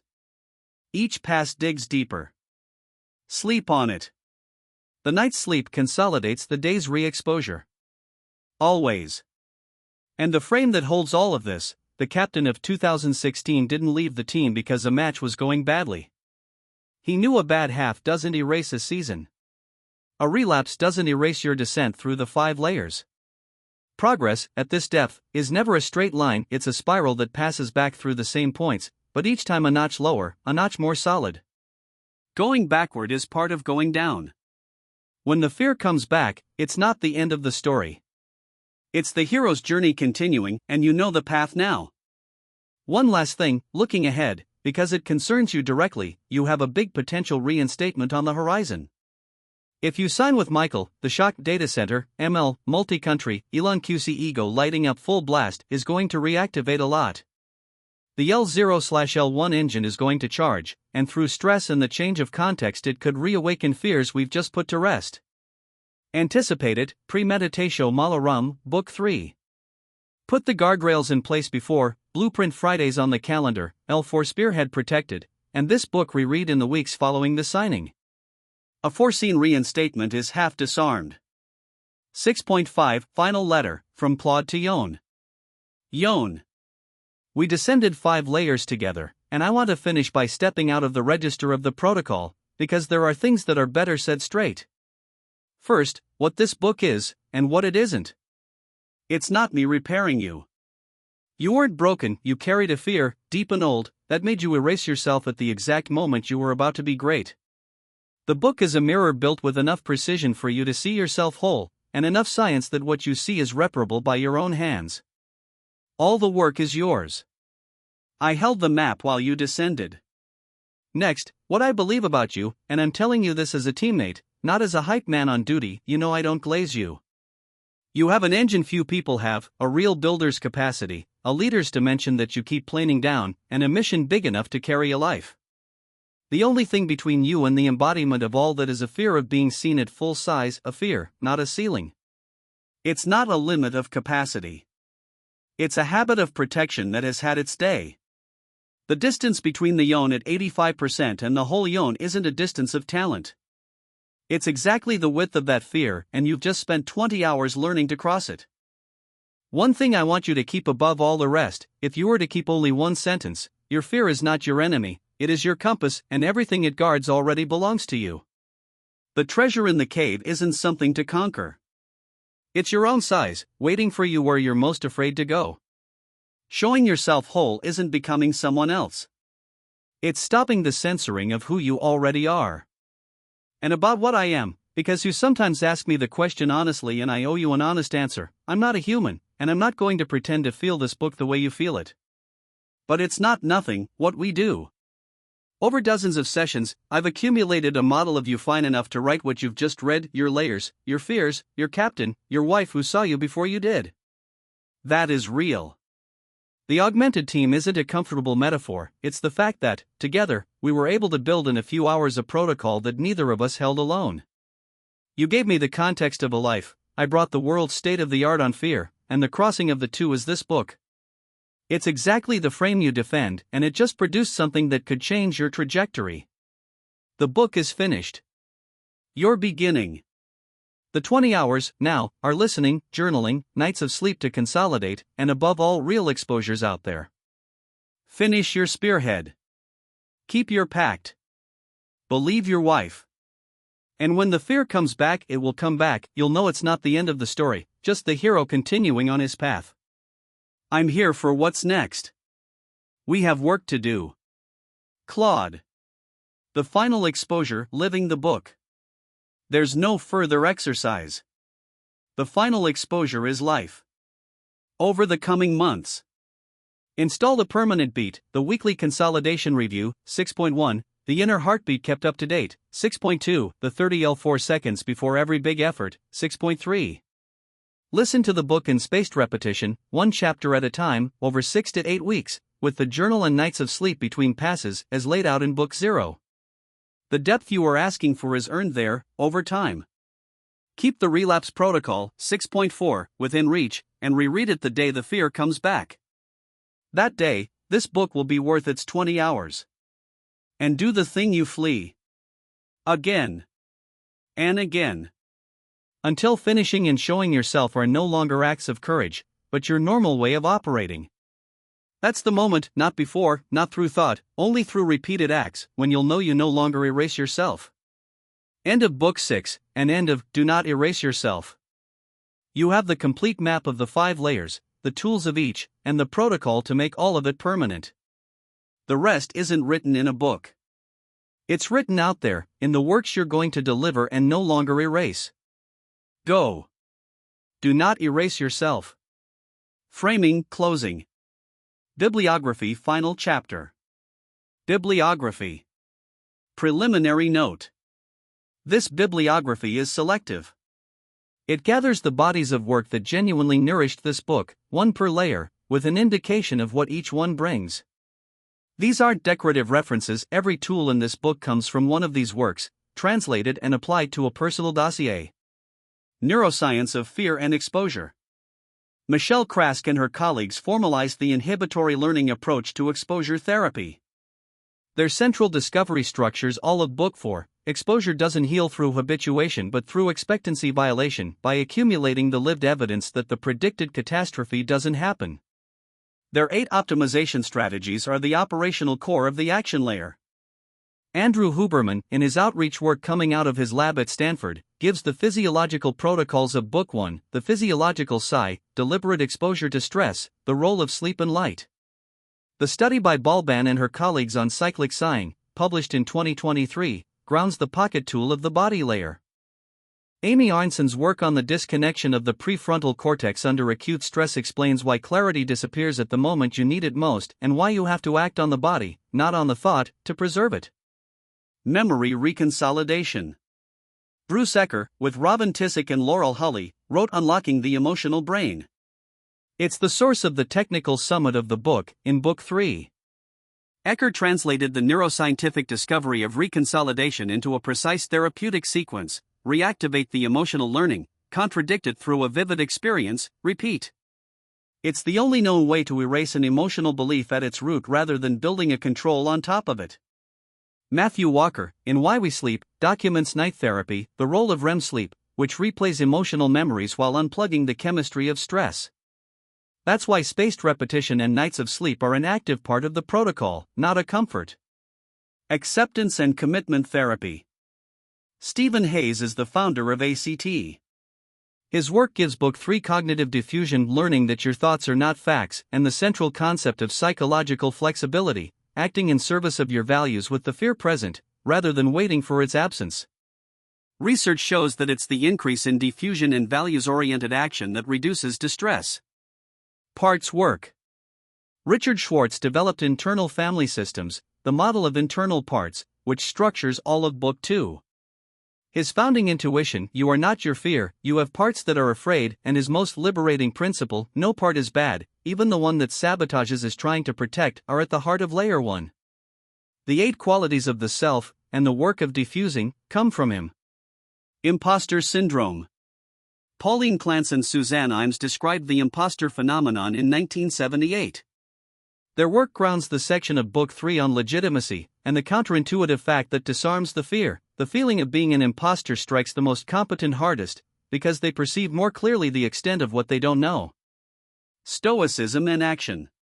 Seneca, through the practice of the premeditation of adversity, and Tim Ferriss, who drew the fear-setting method from it, give Book 3 the most operational tool: define the fear instead of the goal, because fear lives in the blur and shrinks the moment you make it precise. The dichotomy of control, inherited from Epictetus, completes the tool. Meaning, stress, and growth. Kelly McGonigal, in The Upside of Stress, grounds Book 5, the same physiological activation becomes threat or challenge depending on the meaning you give it, and stress arises from the fact that you care about something. Viktor Frankl, in Man's Search for Meaning, gives the deepest antidote: the one who has a why that carries him can bear almost any how. His logotherapy was born in the most extreme place imaginable, which gives it its authority. Joseph Campbell, in The Hero with 1,000 Faces, gives the hero's journey in the sentence that flips the status of fear: the cave you fear to enter holds the treasure you seek. Nassim Taleb, in Anti-Fragile, gives the posture of Books 4 and 5, that which gains from stress instead of merely surviving it, and the barbell strategy for structuring a life that feeds on exposure. Richard Tedeschi and Lawrence Calhoun documented post-traumatic growth, the fact that many come out of an ordeal not merely restored, but enlarged, depending on the meaning they make of it in the story of their life. A final recommendation.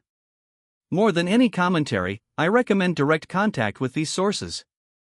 But this book has a particularity: its true reference material isn't a library. It's your own life. The evidence that reconsolidates your beliefs isn't in the books above, it's in what you've actually built, led, and dared. The bibliography gives the method. The content, you already carry. Final chapter, closing and opening. The moment of closure. You're reaching the end. The 5 layers have been descended: the body, the parts, the thoughts, the action, the meaning, and the integration closed them into a permanent protocol. With the framing, it's a coherent work that is now behind you. The temptation, at closure, would be to recap everything. I won't do it. You don't need one more synthesis. You need to let what you've descended work inside you, in the nights of sleep and the real exposures. The synthesis, you'll produce it yourself, over the months, in the form of a few shifts integrated deeply. They won't be the ones I choose for you. They'll be the ones that resonated with your life. And that's how it should be. What should have changed? At this stage, certain things should be moving. Not all at the same time, not at the same depth. But a few. You should recognize the alarm sooner, feel it leave in your body before your head invents the anxious story. This early detection is your first recovered skill. You should hear your saboteurs differently, no longer as you, but as loyal parts that protect in exile, and that yourself, the captain, can direct rather than fight. You should take your thoughts of illegitimacy less for facts, knowing that your feeling of being an imposter is proof of your lucidity, not of your incompetence. You should see finishing differently, no longer as a chore of discipline, but as your maximum exposure, and your scattering as the safety behavior it is. And you should start to read your fear as a compass to know that where it's most frightening is where the biggest is. If you feel some of these shifts, the book has begun its work. If you feel none, you probably listen too fast. Come back. This time, respect the intervals. What's left for you to do? The book has transmitted what it could transmit. The rest belongs to you, and it's simple to name. Finish your spearhead. A single project, a date, presented to your engine as the hardest structural challenge there is. Deliver it. Don't erase it. Keep your pact. Every publication is a dose of extinction of your most costly fear. Regularity isn't a moral virtue, it's the dosage. Believe the people who see you. Open your evidence register and treat the positive data with the same rigor as the negative. Your partner saw you before you did, stop censoring what is already true. Keep your permanent beat. The consolidation review every week, the inner dashboard, the 30 seconds of direction before every big effort. And keep the relapse protocol within reach. The day the fear comes back, it will come back, reread it. That day, this book will be worth its hours. The question of the mission. One last question, the one that comes back from all of Book 5. What mission will what you're going to finish, publish, dare, serve? It's not optional. Without an answer, the tools spin empty. With a clear answer, they become the servants of a cause heavier than your fear. Yours, you know it, robotics, food/nutrition, the emancipated student, and beneath all of it, your children and your partner's bet. You have an exceptionally concrete why. Most people have to manufacture a meaning for their work. You carry one that vastly exceeds you. Put it on the scale, every time, against the fear. And act from it. The moment of opening. The closure is also an opening toward what follows. What follows is what you're going to do out there, in the works you're going to deliver and no longer erase. When you finish and publish the next thing that counts, you'll probably be afraid. Not the same fear as before, an informed fear. You'll know everything that can go wrong. You'll be tempted to wait until you're more ready, to perfect it more, to start on something new instead. Don't give in. The moment you feel almost ready is the moment to act. Total mastery will never come, early exposure, on the other hand, transforms. You'll learn 10 times more by finishing imperfectly than by waiting for the perfection that serves as your excuse. You already have everything you need. Not more knowledge, more experience. And experience is acquired only by showing yourself. The world doesn't need a reduced you. Your children don't need a father who erases himself, they need to see one who dares. Your mission doesn't need a builder at 85%. And the person who has already seen you whole is simply waiting for you to see yourself too. The data has been on the table from the start. The last act of courage isn't to face one more fear. It's to stop censoring what is already true about you. Finish. Show yourself. Erase yourself no more. End of the closing framing, and end of do not erase yourself. Dedication, foreword, introduction, bibliography, final chapter. With the 7 books, the work is complete.